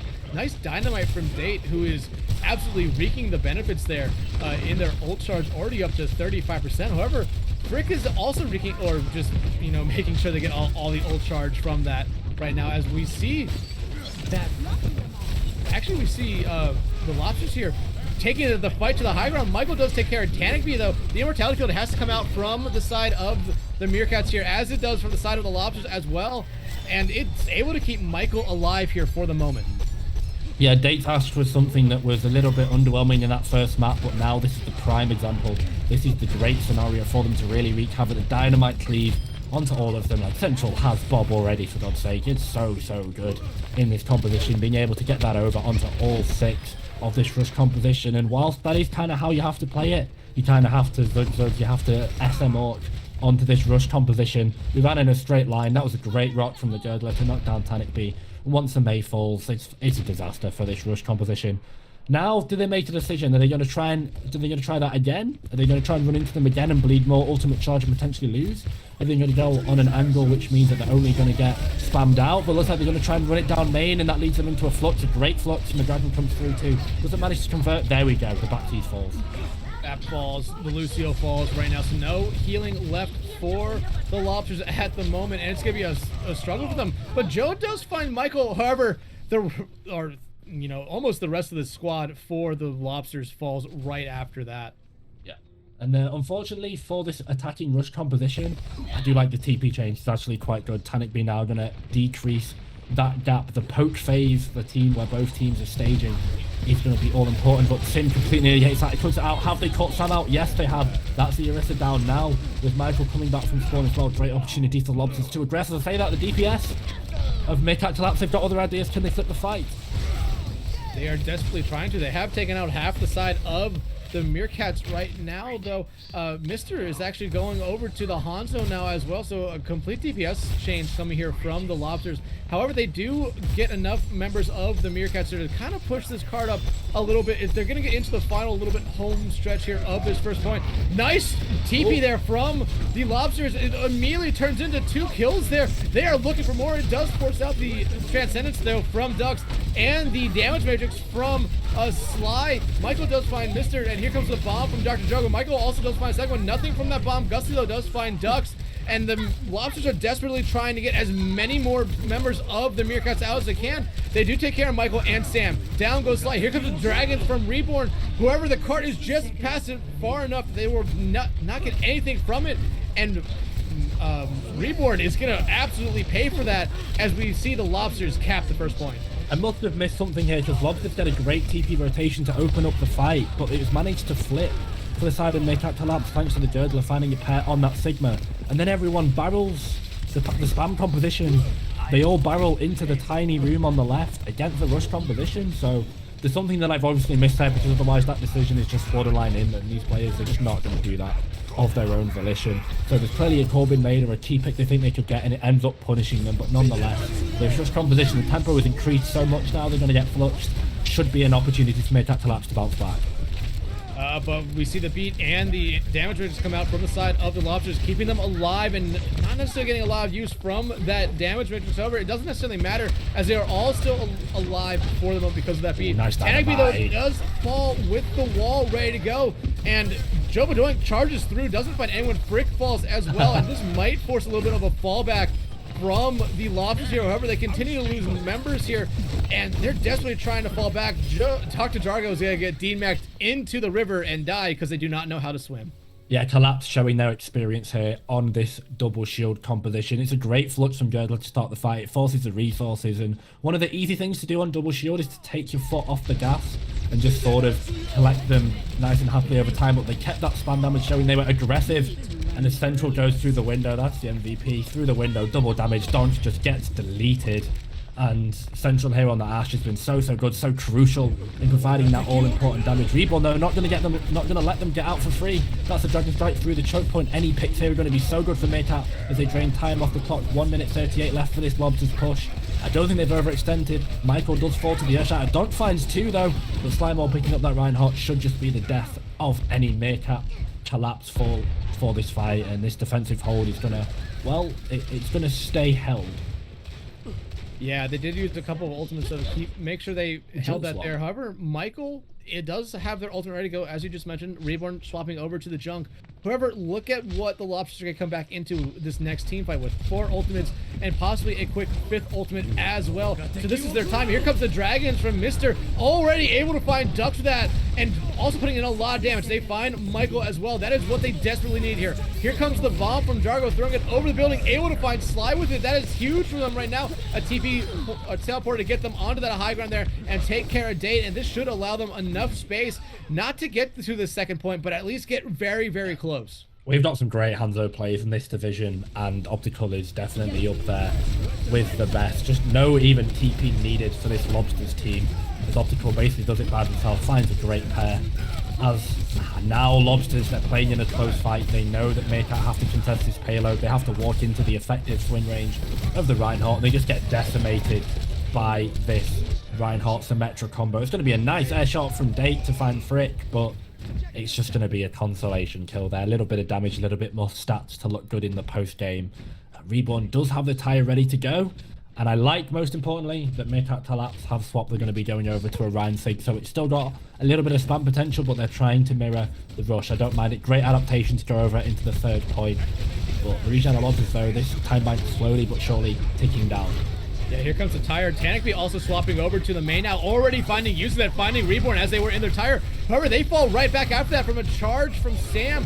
Here comes the 3rd bob of the game for Date, and it's in a good spot, getting in a lot of damage there onto the side of the Lobsters. Shatter comes out from Joe Bedoink, doesn't find anyone with it as they actually fall themselves. Gussie, though, does find Sam, and Bob picking up some slack there, finding Mr. out, and just the rest of the side of the Lobsters falling there to a majority of the Meerkats.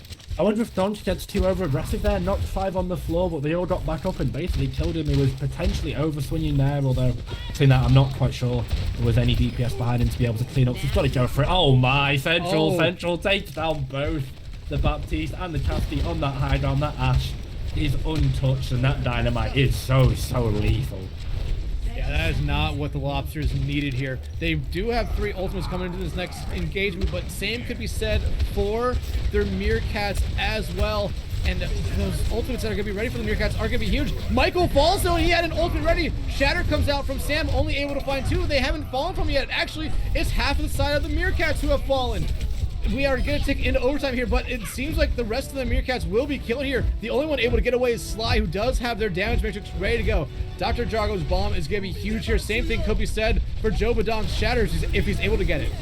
Yeah, here we go. The flux against the bomb interaction could potentially be genius if it kills the Sigma mid-flux. It doesn't, so that damage still goes through. Slimo gonna fall to the Diva bomb though. Central finds a trade, but it's 3 for 1, 4 for 1 now, 5 for 1. The kills come over. The left side of the kill feed is all red as Louisiana Lobsters, they survive potentially a very scary recontest with that flux window ready to go. Optical Crash's Doomfist swap in the prior fight turned out to be key, and the fruits of their labor, the fruits of their brain, the fruits of that H key, that all-important swap, finally come to harvest, and it's going to net Louisiana Lobsters all 3 points on Rialto attack. Yeah, I have to say, before that last little engagement there in this finals room where the cart comes to rest, finding Michael out first for the Lobsters was probably the biggest pick that they had there in that entire round. He got their Graviton Flux ready to go just as they fell there, and I imagine it was going to be once they got it, they were going to immediately use it to try to keep the Lobsters away from their cart, because I believe Gusty did not have a beat to save them, so he would have chunked down and possibly even killed some of the members of the Lobsters if he was able to get that Flux off. Yeah, the Flux absolutely would have been the nail in the coffin. I think he managed to connect it, but there was no follow-up damage because of it. So, honestly, looking at this situation, Dex, considering how sketchy second point went, considering how long it took them to crack first, even, they had to do it at the death. It was a Doomfist and a couple of kills, so Optical and Tanakby, as I said, like I'm going to keep pulling on the narrative string here. They've really popped off. As I said, they've done it against very good DPS as good if not better than Central and Reborn here, and they continue to pop off for Louisiana Lobsters. They've been a pillar, they've been a foundation for Louisiana Lobsters here, and it looks like they are going to be again. They're all hidden in the top room ready to rush out on the payload. Yeah, speaking of DPS, look at the DPS line for the Meerkats right now.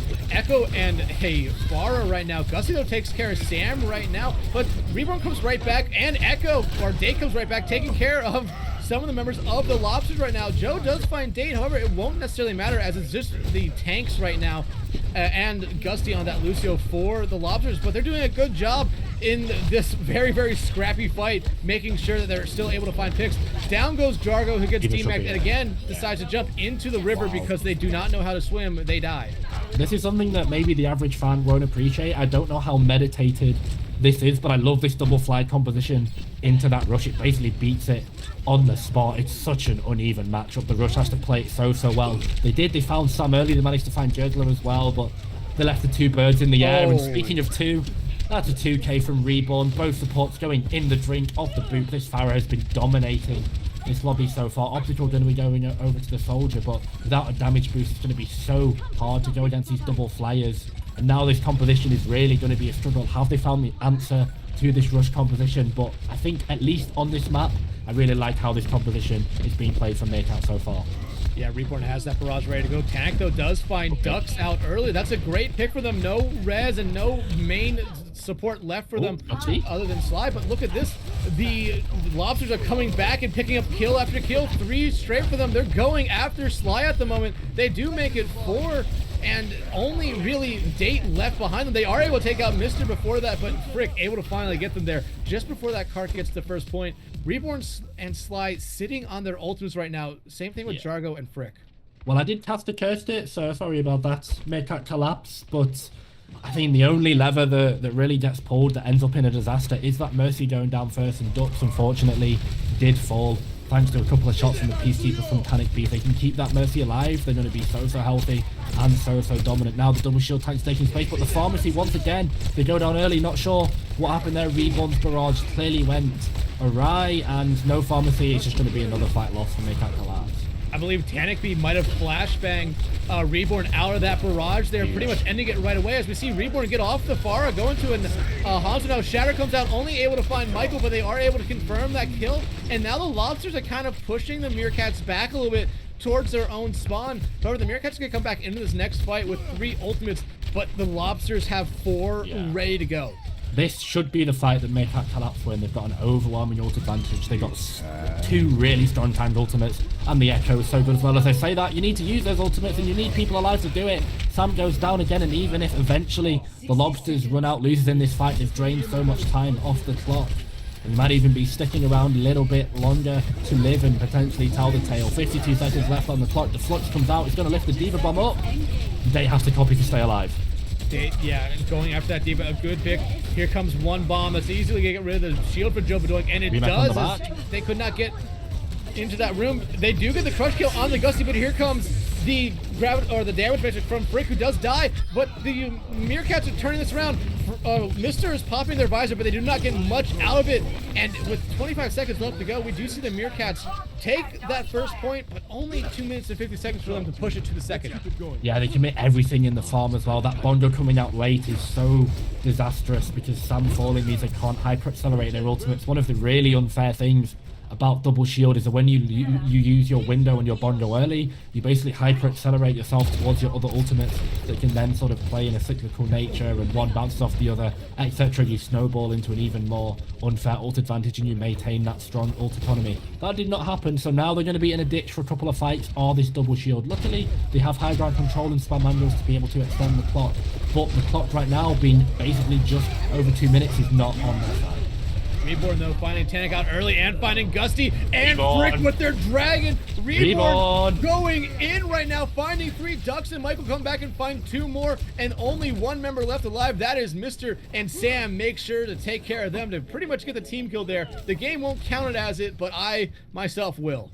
Yeah, he ended the fight in the grave, but that's going to be the biggest commitment that you can get from Reborn. 2k with the Dragon Strike. And as I said, they were down in ultimates. They needed an individual clutch play like that, and that's exactly what they got. Yeah, and this so impressive. And oh, looks like I've finally disconnected, and we are still in the fight. Michael got Fluxo ready to go. This could be massive. Oh, it's going to be massive. It finds 4. The Immortality Field has to come out, but again, it gets gone, or it gets taken out as fast as it came out. And look at that, 3, 4 already down for the Lobsters. It is all starting to fall apart for them after that incredible first point hold right now. And Tanakby not able to get away. However, the Lobsters will come back into this next engagement with a healthy amount of ultimates, while the Meerkats will only have that duplicate. Okay, I think I'm good to go now. I think they should be reconnected. The time bank, I thought it was not on the side of Meerkat Kollapse, but luckily now, 2 minutes left on the clock, over 2 minutes. I think it actually is. They can afford to play for these ultimates. There we go. Don't drop the slam. It's so big. Yeah, we see Date duplicate in that Reinhardt, not able to get anything with it as Mr. takes care of them and takes care of them after they get back into their Echo form. Jargo finds Michael out right now. Gusty finds Sam. No tanks left alive for the Meerkats at the moment, but at this point right now, their Meerkats are perfectly fine with giving up that fight, in my opinion. They forced out a couple ultimates from the side of the Lobsters, and they're going to come back into this next engagement with 2 of their own. It is almost illegal how much value Optical Crash is able to get as Soldier in 2022 against Double Shield, and I'm a big fan of Soldier 76 myself, but against his composition, I don't think I'd force it. It's so hard to play into, but Optical's working, going after those DPS on the off-angles exclusively, and it's coming up dividends for this lobster composition, showing you can really play anything. That's a boop at the end. He's going to take down. There we go. Optical yet again finding these picks once these shields go down. Optical is fearless right now. Finds the 4K, the bomb from Tanakby. Not even needed. The visor, not even needed as well. The weapon just being hot on its own. Optical popping off on that Soldier to find the 4K. Really touched the fighter now. 1 minute 15 left on the clock. And, I mean, the Lobsters, they are the ones now giving the heat, turning up the heat in that kitchen. Those fryers on full blast to the side of Meerkat Kollapse here, because it's getting tense. Yeah, Meerkat are going to have 3 ultimates ready in this next team fight.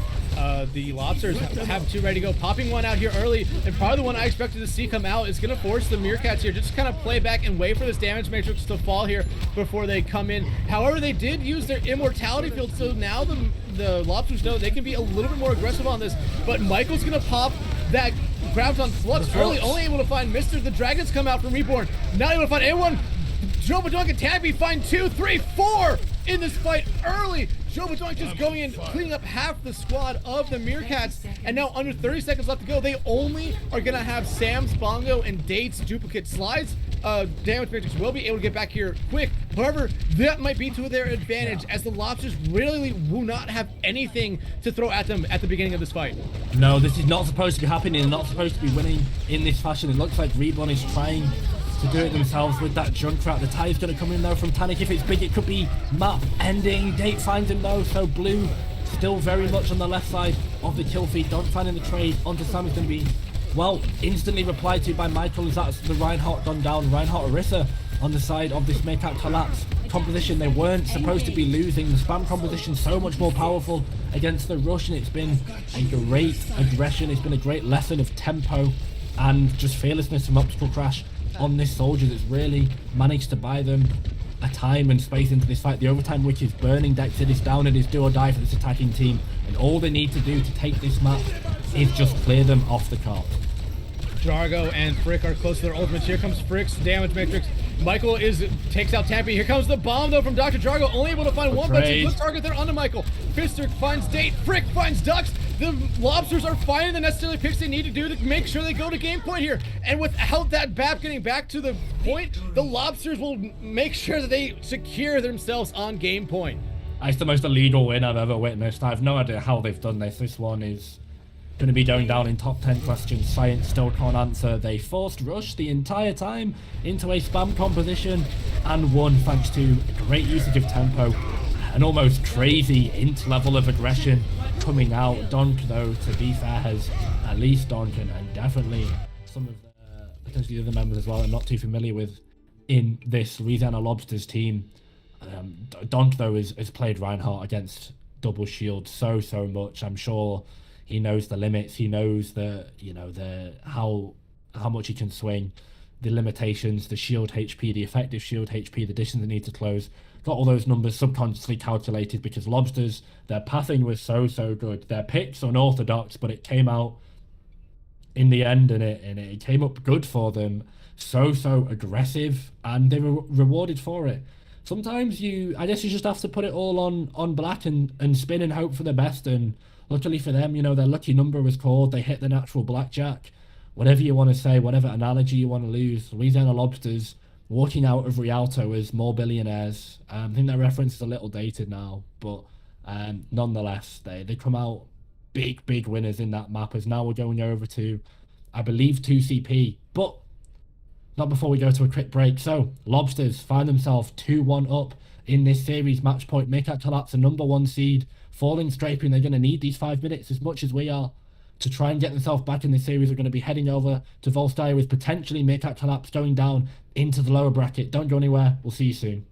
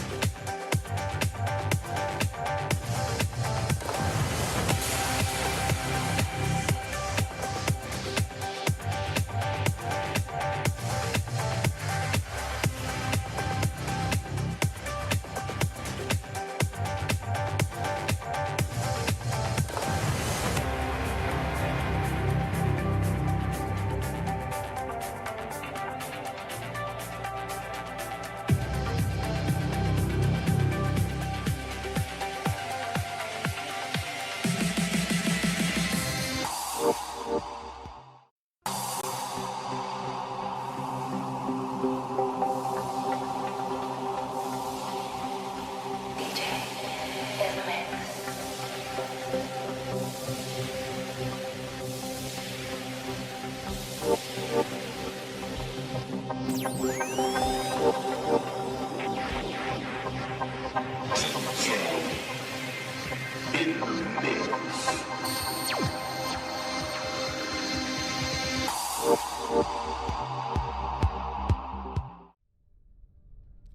we go. Welcome back.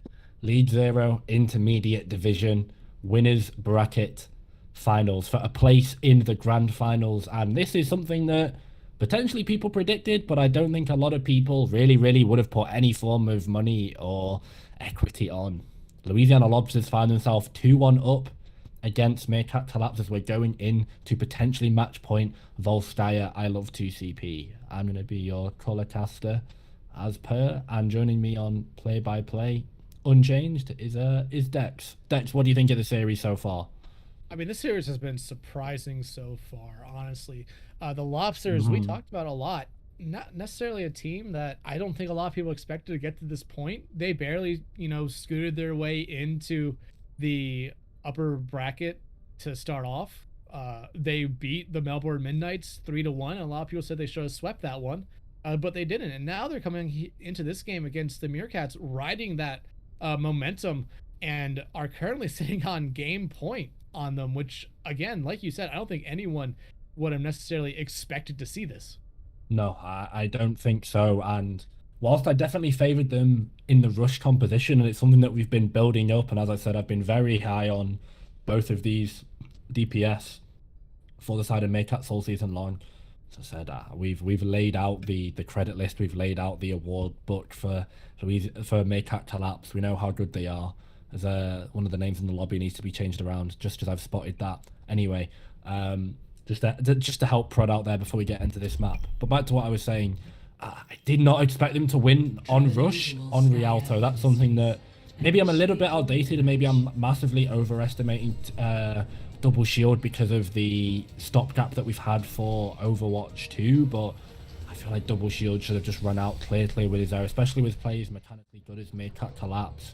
They said themselves in an interview yesterday, Dex, that they've not really scrimmed together and they've not had much practice. They're not even at double-digit scrims yet for the season. So you need coordination, you need lots of macro, you need an understanding, you need trust in each other to be able to play Double Shield at a high level, and especially against the rush composition that as aggressive as we're seeing here. And Louisiana Lobsters took full advantage of it, didn't they? And now that we're getting into 2CP Volskaya, I mean, it's a cold area. We're in the chilly depths of Siberia, Russia, and Tanic B are going to be feeling very at home on the May here. Yeah, and at this point right now, you really have to start thinking, if you're on the Meerkats, just they need to have something go their way here. They did have a lot of, they did show a lot on that last map, but however, just the Lobsters were able to kind of stop them completely there just at the end of Rialto, and now they're going to come out here attacking first. So let's see what they can do here. Looks like they might be able to get a pitch on the side. The Maywall comes in. It's not the best Maywall from Panic B. Doesn't cut off that tight little choke point. They don't actually elect to go through it anyway. They try and go straight to point. They get greedy, and I think they do. They get punished by this rotation. Reborn leaves himself hanging outside of the Reinhardt shield a little bit too long. Don cleans them up. The Lobsters, they're just gonna take this fight, keep hold of the point. They get a nice little bit of ult percentage as well, so these fights now are gonna get a little bit easier. That window came up lightning fast from Frick there. Yeah, just looking at the ult charge after that first fight, almost everyone on the Lobsters is at or near 50%, and then even some stragglers on when looking at the Meerkats who aren't even at 30% yet. Reborn fell early, Michael got demeched early, Sam could not necessarily do a lot. The Date and the supports are really the ones carrying them here, but they're not necessarily going to have their ultimates ready this fight, other than Date potentially. Frick does have their ultimate ready, and they're going to use it here early in this engagement, putting it at an awkward angle. In my opinion, it's not going to get a lot of use, but still, the demech onto Michael, the immortality fields both gone and done and dusted for both teams right now. Haidu coming out from Mr. there does find one. Blizzard comes out from Tanic as well, and already half the side of the Meerkats is gone here. Make it 4. Dave does pick up Mr. there though at the end of it, but again, hits only 2 against 5 at the moment. That is not favorable numbers for them as they do eventually fall. I don't even think you need an Eagle Eye to spot how good that Blizzard was from Tanic. All the resources, everything was down, backs against the wall, and that Blizzard comes in exactly at the opportunity and I would say it's most optimal for Meerkat Kollapse to really run in and take down Tanic, Optical, and Dunk there. That sort of front line with those DPS and the Reinhardt there, and it was completely mitigated by the Blizzard. Blizzards have not been the most successful this series, have they, Dex? But that one absolutely came up dividends, and Solo won in the fight. Shatter comes out, finds all Oh, wow. 6 members on the Meerkats, already confirming 2 kills. Make it 3, 4, 5, and all they have to do is take care of Michael, who I believe is DMAC, and they do. Not going to be credited. Oh no, it is going to be credited as a team kill. A huge shatter from Joe Badoink there, and that all they needed to do that one fight was use that shatter, and they're going to come back in this next engagement with 3. However, the Meerkats are going to come into it with 4. My God, with game on the line, Donch just sits them down and puts them in the grave. So good. Veteran experience, great read on the shatter. And that's another low-value ultimate that's just going to win them the fight, keep the ult economy ticking over. Frick's window there is a little bit too early expecting the rotation, but they get the picks nonetheless. It does not even matter. Tanic B, by the way, blink and you'll miss it. He's got Blizzard almost ready to go again. This is looking like a very good situation for the Louisiana Lobsters here on the defense. Meerkat Kollapse, they're going to need to invest a lot of ultimates to try and break this defensive hold. Yeah, here comes the beat from Duck. Shatter from Sam finds a couple high notes being popped by both, but Date finds 2 with it. Nothing coming from Mr. yet, and the Meteor Strike from Reborn finds 1. He follows up with 2 right after that, and that should secure them the first point here. They use all their ultimates basically to get to it, but again, it was pretty much a situation where they needed to use all of those ultimates if they wanted to win that fight. Yeah, absolutely. It was... You needed to commit the farm there, didn't you? You know that you're down compositionally when you don't have a Mei on this point, on this mode. Mei so good at stalling out the fight, and it's something that I'm going to have to keep plugging back to, because every time something happens in this game, it's how can the Mei affect it? Does the Mei die first? Can they come back with that Blizzard? So important in this mirror, and it's really the core of this composition. The other core is Reinhardt, and well, Sam without it, that's just... I don't want to say it's fight done, but it's fight done. It's 2CP. Yeah, it's essentially a fight done, as we do see the remaining live members of the Meerkats kind of fall back there. Without the big shield, it's going to be very difficult for them to do that. And now we're starting to see the ultimate economy go back in favor of the Lobsters here for a moment. But however, half the team of the Meerkats does have theirs ready to go. Yeah, I do want to say is it looks like we get into a little bit. I wonder at what point Michael might break out the Sigma or the Zarya, and it's something that I would love to gauge your opinion on, Dex, when we get the next available downtime for you. It's going to be a window coming out from Frick. Slimer mirrors the High Noon from Central is ready to go, but it should be a nice swing as they've managed to finally get themselves onto the point. Oh, and Michael eats the Blizzard from Canopy. That was going to be huge, and here comes the bomb from Michael. This could be huge for them. Able to find 1, but look at this. Already 4 members of the Lobsters down and out. Actually, no, 3, my bad. The remaining 3 are on point. Make it only 1 on point, as Dr. Jargo has to try to contest this as long as they possibly can. In Baby D form, Gus is going to try to come back out as fast as they possibly can, but they're going to probably give him a tick, maybe 2, just to make sure they can have some numbers come back. The beat has to come out. It only has Gusty and Mister here, but we're seeing some collapse in on the point. Already 2 ticks out. Huge punch. Shatter comes out from Joe Doink. They're only able to find 1, but the beat from Ducks finds all 6 members of the Meerkats out right now. They're just trying to clean up the remaining members of the Lobsters at the moment. 3 down. 2 on point right now, trying to contest it. Dr. Jargo's going to D-Mech, but use their bomb here to try to get them back in their mech. They do find Reborn with that, but that's the only thing. Gusty and Frick, who swapped over to that Moira, is now on point. High Noon comes out from Date, not able to find 1. Sam shatters, I believe, only finds 1 with that, but here comes the damage mix from Sly. 2 kills going the way of the Meerkats. You make it 3, 4. Dr. Jargo really the only one left on point for the Lobsters, and once they take care of him, that should be it, like you said. Right. We do see one last attempt there from Gusty. Yeah, there we go. Frick on that Moira, not able to get back in time. This is before we dissect the compositions, and I give an overwhelming amount of praise to Girdler for basically solo clutching that fight about 40 seconds ago. I'm probably not allowed to swear on stream, so I'm not going to, but I absolutely hate 2CP. The Meerkat Kollapse won this fight like 4 centuries ago, and in that time the 2CP respawns came in. You could have read the Bible, read it again, found the love of your life, had kids, died, their kids had kids. I don't know, like the respawn, the overtime, the numbers flooding in. They were playing a game of Plants vs Zombies. They were playing Balloons Tower Defense. They weren't playing 6v6 Overwatch, because The waves just kept coming out. It burned so much time off the clock. But as I said, that one important play, hey, decided Meerkat Kollapse. They don't have a Mei. And one of the biggest misses when you don't have the Mei in this rush composition is that Blizzard. But not when Michael eats it, when he manages to guzzle it nicely into the defense matrix. That's a big resource gone down, and it's such an important play. It's basically the fight-winning play. It's the deadlift play. And Meerkat Kollapse potentially get away with murder there. But considering how they played the cleanup after, considering how they played the fight from there, and it's still got to be won, they played it so well, and they deserve it. On the rush composition, by the way, so feeling clearly a bit more confident on it on this map, and honestly having time bank left on Volskaya, I don't mind it. Oh, what the? Okay, that must have been a visual, but doesn't Michael shot up to the moon there? Yeah, that might have been a bug on your end right now, but we do see the Meerkats kind of sitting on this garbage truck right here. The Lobsters are going to go into the side room. The punch just whips there by Reborn, but Dane able to take care of Gusty, was not able to get into that side room with the rest of his team. And now we could see a big collapse coming here from the Meerkats, but Frick able to find Sam. That could force them to fall back a little bit without that big shield that the Rhine provides. Joe Doink getting incredibly the same for Dr. Jargo at the moment, but still the Lobsters are doing a good job just contesting in this fight and doing a good enough job for Frick to get their ultimate and Gusty to get back, but Reborn finds Frick right after that. However, the Lobsters already got a tick in this fight. They're going for 2 at the moment, and the Lobsters are, the Meerkats are right there. They finally get someone to contest the point.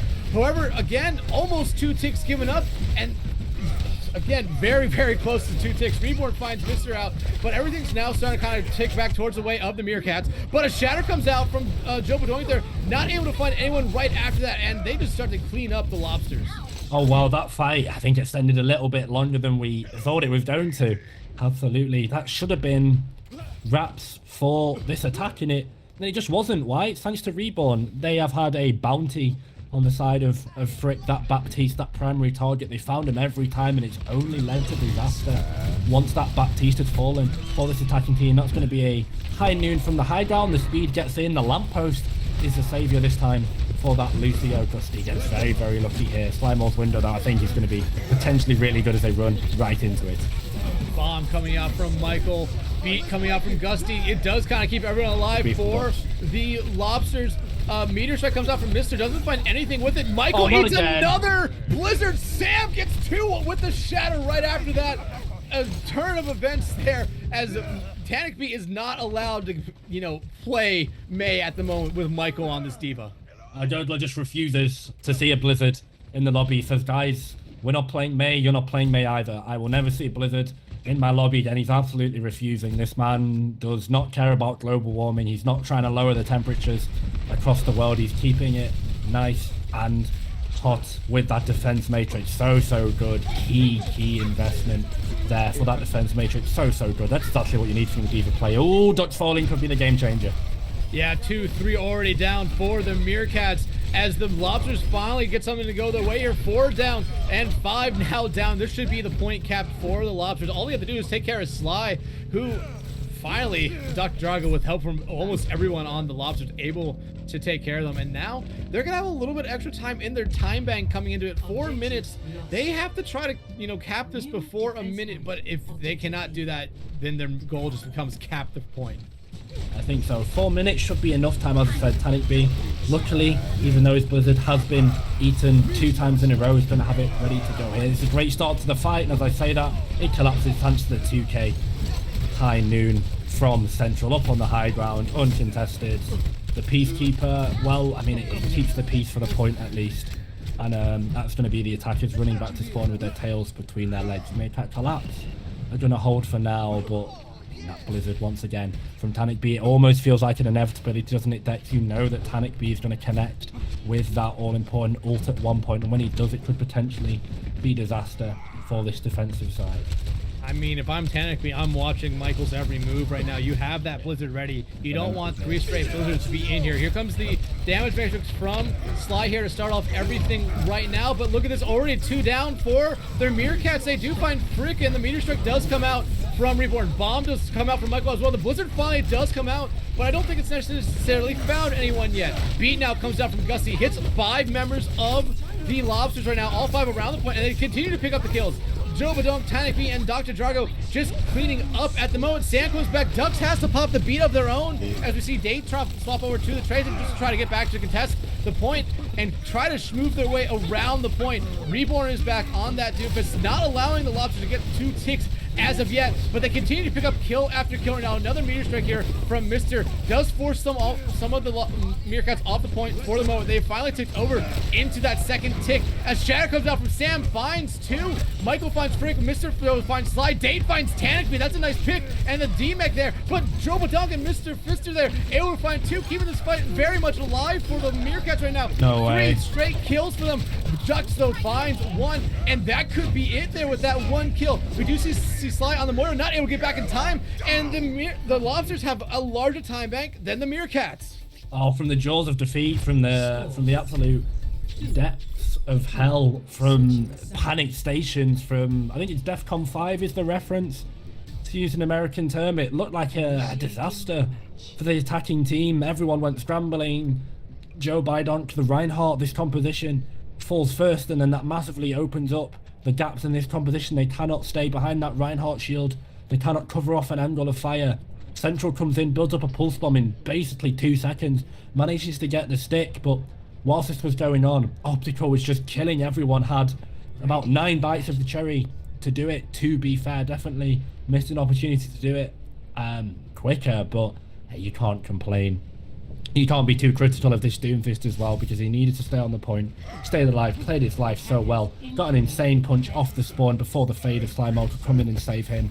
Sent that Moira splatting against the wall, cut out so much sustain in that second wave of recontest. And the 2CP cheese that we saw benefiting so well on the defense did not come to fruition for Meerkat Kollapse here. And 1 minute is, honestly, in terms of 2CP, I think it's a pretty big advantage. As we're saying that though, both of these fights, both of these compositions got a Doomfist, and well, this is going to be radioactive nuclear level of volatility, and a single Doomfist could completely change this entire series.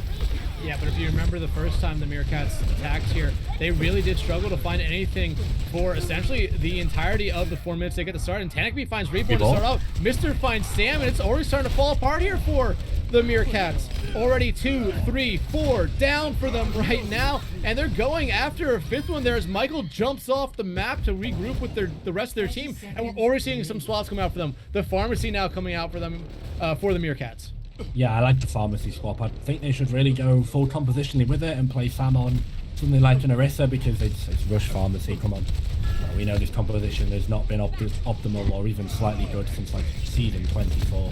But it's going to be all on Reborn now. If they don't get smothered by the Diva, then it's going to be absolutely disastrous. Look at Reborn on this angle now, putting so much pressure, but it's not converting to kills.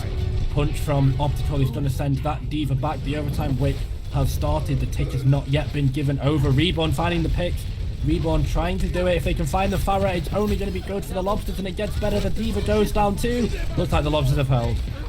Yeah, Date, the last line there, well, actually Slide now the last line for the Meerkats, and they won't be able to get anything, not even a tick to their name. So the Lobsters very much see a way that they can lock themselves into the grand finals. All they need to do is get 1 tick. And they've got 2 minutes to do it, but they can't even lose the map. If Meerkat Kollapse get the hold, Louisiana Lobsters, have they done it? With some excellent execution of rush composition, with some great usage of tempo, with some a little bit of trolling, some very silly picks, I say that, but I love to see it, Dex. Like we are, this is like, I mean, this is one of the last Overwatch 2, this is, I mean, that's obviously one of the last Overwatch 1 tournaments in the sort of the wider NACC community. And to see stuff like Soldier working, yes, we've had the rush and this rush competition. I've seen this now for 12 seasons in a row, and I'm quite sick of it. But to see mini adaptions is a joy to my eyes, and it's so good. Something like the Soldier, like the Doomfist adaptations, the fact that teams are willing to slowly divert off and play their own little mini meta game inside a series is so interesting. It's so rewarding, and it's great to see. And it's worked so far for both of these teams. Reborn has gotten great value on the Doomfist, although I think for this one, series on the line, he's given up the ghost.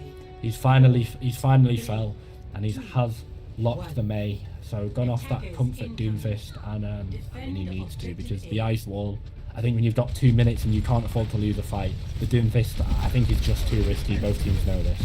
Yeah, and Mister was absolutely kind of being the bane of his existence on that Doomfist right now. We're seeing a mirror match come out right now. Whoever finds this first pick will be huge. The Lobsters have gone through the choke and are actually forcing their Meerkats back a little bit right now. Frick is very close, or is building up a lot of charge. Same could be said for Sly, and now they're bringing this fight closer and closer to the point. I don't think this is what the Meerkats really want. A team fight win by the Lobsters here pretty much ends the game, and they already take out one main tank and one support. The Lobsters can feel it. High noon coming out from Mister, but he dies right after that. However, the numbers keep falling, and there's only one member alive for the Meerkats, and they're not able to get back. And the Louisiana Lobsters, sneaking their way into the playoffs in this upper bracket, have locked themselves into the grand finals. Upsets happen. Rush is now and forever. Overwatch is temporary. Rush is eternal. Reinhardt made compositions in this bracket, in these tournaments, always prevail. And it's thanks to excellent May players like Tanic B, experienced Reinhardt players like Dong, and a little bit of fire in between from Frick, Gusty, and Dr. Jargo and Optical as well. All of these players pitching in when they need it. As I said, this is my first look at Jargo, Frick and Gusty, and I was very, very impressed by how they played. They are not the key carries in this composition. They are role players purely by force. But when they needed to step up, they absolutely did. Some great sound barriers, great windows. I mean, map-winning Diva bombs that we saw from Jargo, and whilst the Diva of the other side was able to get a couple of eats onto the Blizzard, well, I mean, the Meerkats didn't play May. And I think ultimately that was the determining factor, at least for a lot of the fights in this series. Louisiana Lobsters, so well-deserved. My voice is all but gone. What a series. Meerkat Kollapse, just not being able to match them on the rush composition. And in the end, I think we should give full credit to Louisiana Lobsters, the way they executed this comp. And you know what? That narrative thread, once again, it's coming back. Tanic and Optical as a DPS duo. They've popped off. They're playing above the pay grade. They've transferred it over to the playoffs of L0. And deservedly, Louisiana Lobsters are going to be your first round finalists. And we've got their Reinhardt and their Lucio, Dunk and Gusty here in the waiting room, ready to be pulled over for interviews. Hello? Hello, gamers. Congrats. Hello. What are your thoughts? Just fresh off the win? Just give me some thoughts about the series and everything. My heart is very much racing. Job's not done. Job's not done. We're not done yet. Wait, we're done. Job's not finished. It ain't over till we win it all. Saturday, next Saturday. You think the next Saturday? I thought it was tomorrow. No, it's next Saturday. Okay, well, yeah. Listen, I also just want to say, like, awards don't really mean anything unless you earn them. I'm just gonna leave it at that. I'm just gonna leave it at that. Shout out to Charlene Flowers. You know who you are. Yeah. On God. Shout out to Little, Average, and fucking Kurt. These guys are actually maniacs. Like with their brains. Their brains are actually so big. Like, I don't think we could actually be here, like, beating these ball teams that think that ball is just good in Diamond because it's good in OW. Like, we would not be here if it wasn't for them. They're actually cracked. On God. I would say you guys have gotten some, and I will credit coaching there if they've had input, and you do have some sort of input, because even just Rialto, I said it on cast at the time, like, you guys winning Rialto on Rush against that composition feels absolutely illegal, and you guys played at such a breakneck tempo to do it. And as I said, like, Don has been about, played Reinhardt for a long time, has played Wrecking Ball themselves. We won Resurge, Don. I think Don, you were right. I was on Resurge, a team in BPL that did not drop a map until the final playoffs for some reason, and against Search Academy. My all important point there was that you've played Wrecking Ball, so you will at least have some awareness of the ins and outs of the composition, but definitely more. I was not the good player on Resurge.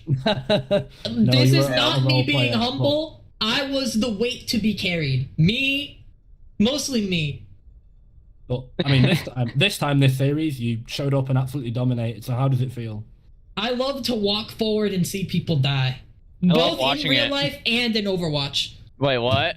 No, in game. No. No, Cut in that out, game, cut that out. Fraud. in game. No. Yeah, we don't- fraud. We don't condone murder unless it's on transfers. No. Anyway, Huh? Oh. Yeah. it's fine. We do a little bit of trick shotting transphobes. I do anyway. Dex, Wait, do you have any what? Docs, do you have any questions before I just derail this interview? Docs, yeah. You know, Dex. you guys had a great performance tonight, handing the Meerkats their first loss of the season. Did Wait, you guys- really? Yeah. Oh. Yeah, that was their first loss of the season. We should have got them the first time though. We trolled a little True. bit. Oh my gosh. Anyway, Yeah. continue. But like, it seemed like since this playoff started, you guys kind of flipped a switch and essentially became a brand new team. Was that all part of your plan, or did you guys just finally figure something out? Oh yeah, we just kind of just threw every match so that we could like turn it on in playoffs. If you go to, I don't know if this is true for League Zero, but in BPL at least, if you go and look at the teams that win it all, it's never the team that's in first place because they get complacent. You got to stay humble to keep the hustle. And when you're always improving, your team gets better. And when you feel like you're at the top and nothing can challenge you, you don't get better. Yeah. So Yeah. Yeah. we suffer to play strong. Yeah, we know like- what it's like to lose, so we don't want to tap into us again. Yeah, I always say a loss can be better than a win because you learn more from a loss, which makes you like have a higher chance of winning. Yeah, absolutely. And obviously, like, you've not been, speaking of BPL, Don, you've obviously not been around B League, I think maybe even ever, but normally the best rush team always ends up taking it as well. So, speaking of that I'm done. narrative, that narrative arc, I've been pulling on the thread all series. So, from someone that's sort of seen these guys progress through BPL into League Zero, and someone that's playing with them for the first time, actually maybe not Tanic B, but Tanic and Optical, I think, have had such a glow up over the past couple of tournaments. They've done so well. I think they're massively almost punching above their SRs right now. They've been so good this entire series. So, what have both of these DPS really given you guys as a pillar to play around? Like, how impressed have you guys both been with that DPS duo of Tanic and Optical, or Mr. Fister today, as he's been known by? But, The Chad. what is that To be like? honest- And, yeah, thoughts. To be honest, I have no idea because what happens every fight is I walk in and I die. Either I die, I dominate, but I don't pay attention to what my DPS do. Well, They pull up, they pull down, I don't care. They super win, sure, let's go for it. They super lose, whatever. I don't. yeah. All you gotta focus on is numero uno. And Tanic being optical, they're probably pretty good, but honestly, I lack the brain cells to comprehend above like three things happening at the same I time. can Most probably say something about like them as individuals though. Like Optical and the Tanic are literal, like they are like sorry, my stutter. They're basically like in-game leaders. Like if comms are down and if we're struggling a little bit, like they are the ones to tell us, hey, we are being stupid, stop being stupid, and then we just don't be stupid. It's like it's easier said than done, Yes. It doesn't work on but me. they just have that aura of just like if they see you doing stupid things, they will call you out on it. Yeah, but they do it in a way that like it works. And Alright. yeah, Okay. Yeah. I'm always stupid. You can't fix me. Sorry. Unfortunately, gamers, we are on a clock, so we're going to have to say goodbye to both of you. But congrats on being the first team in grand finals. I mean, good luck. Go prep for that. Go and enjoy the win. We've Sure. got another game right up on next for the intermediate division. This is probably the lower bracket finals. yeah.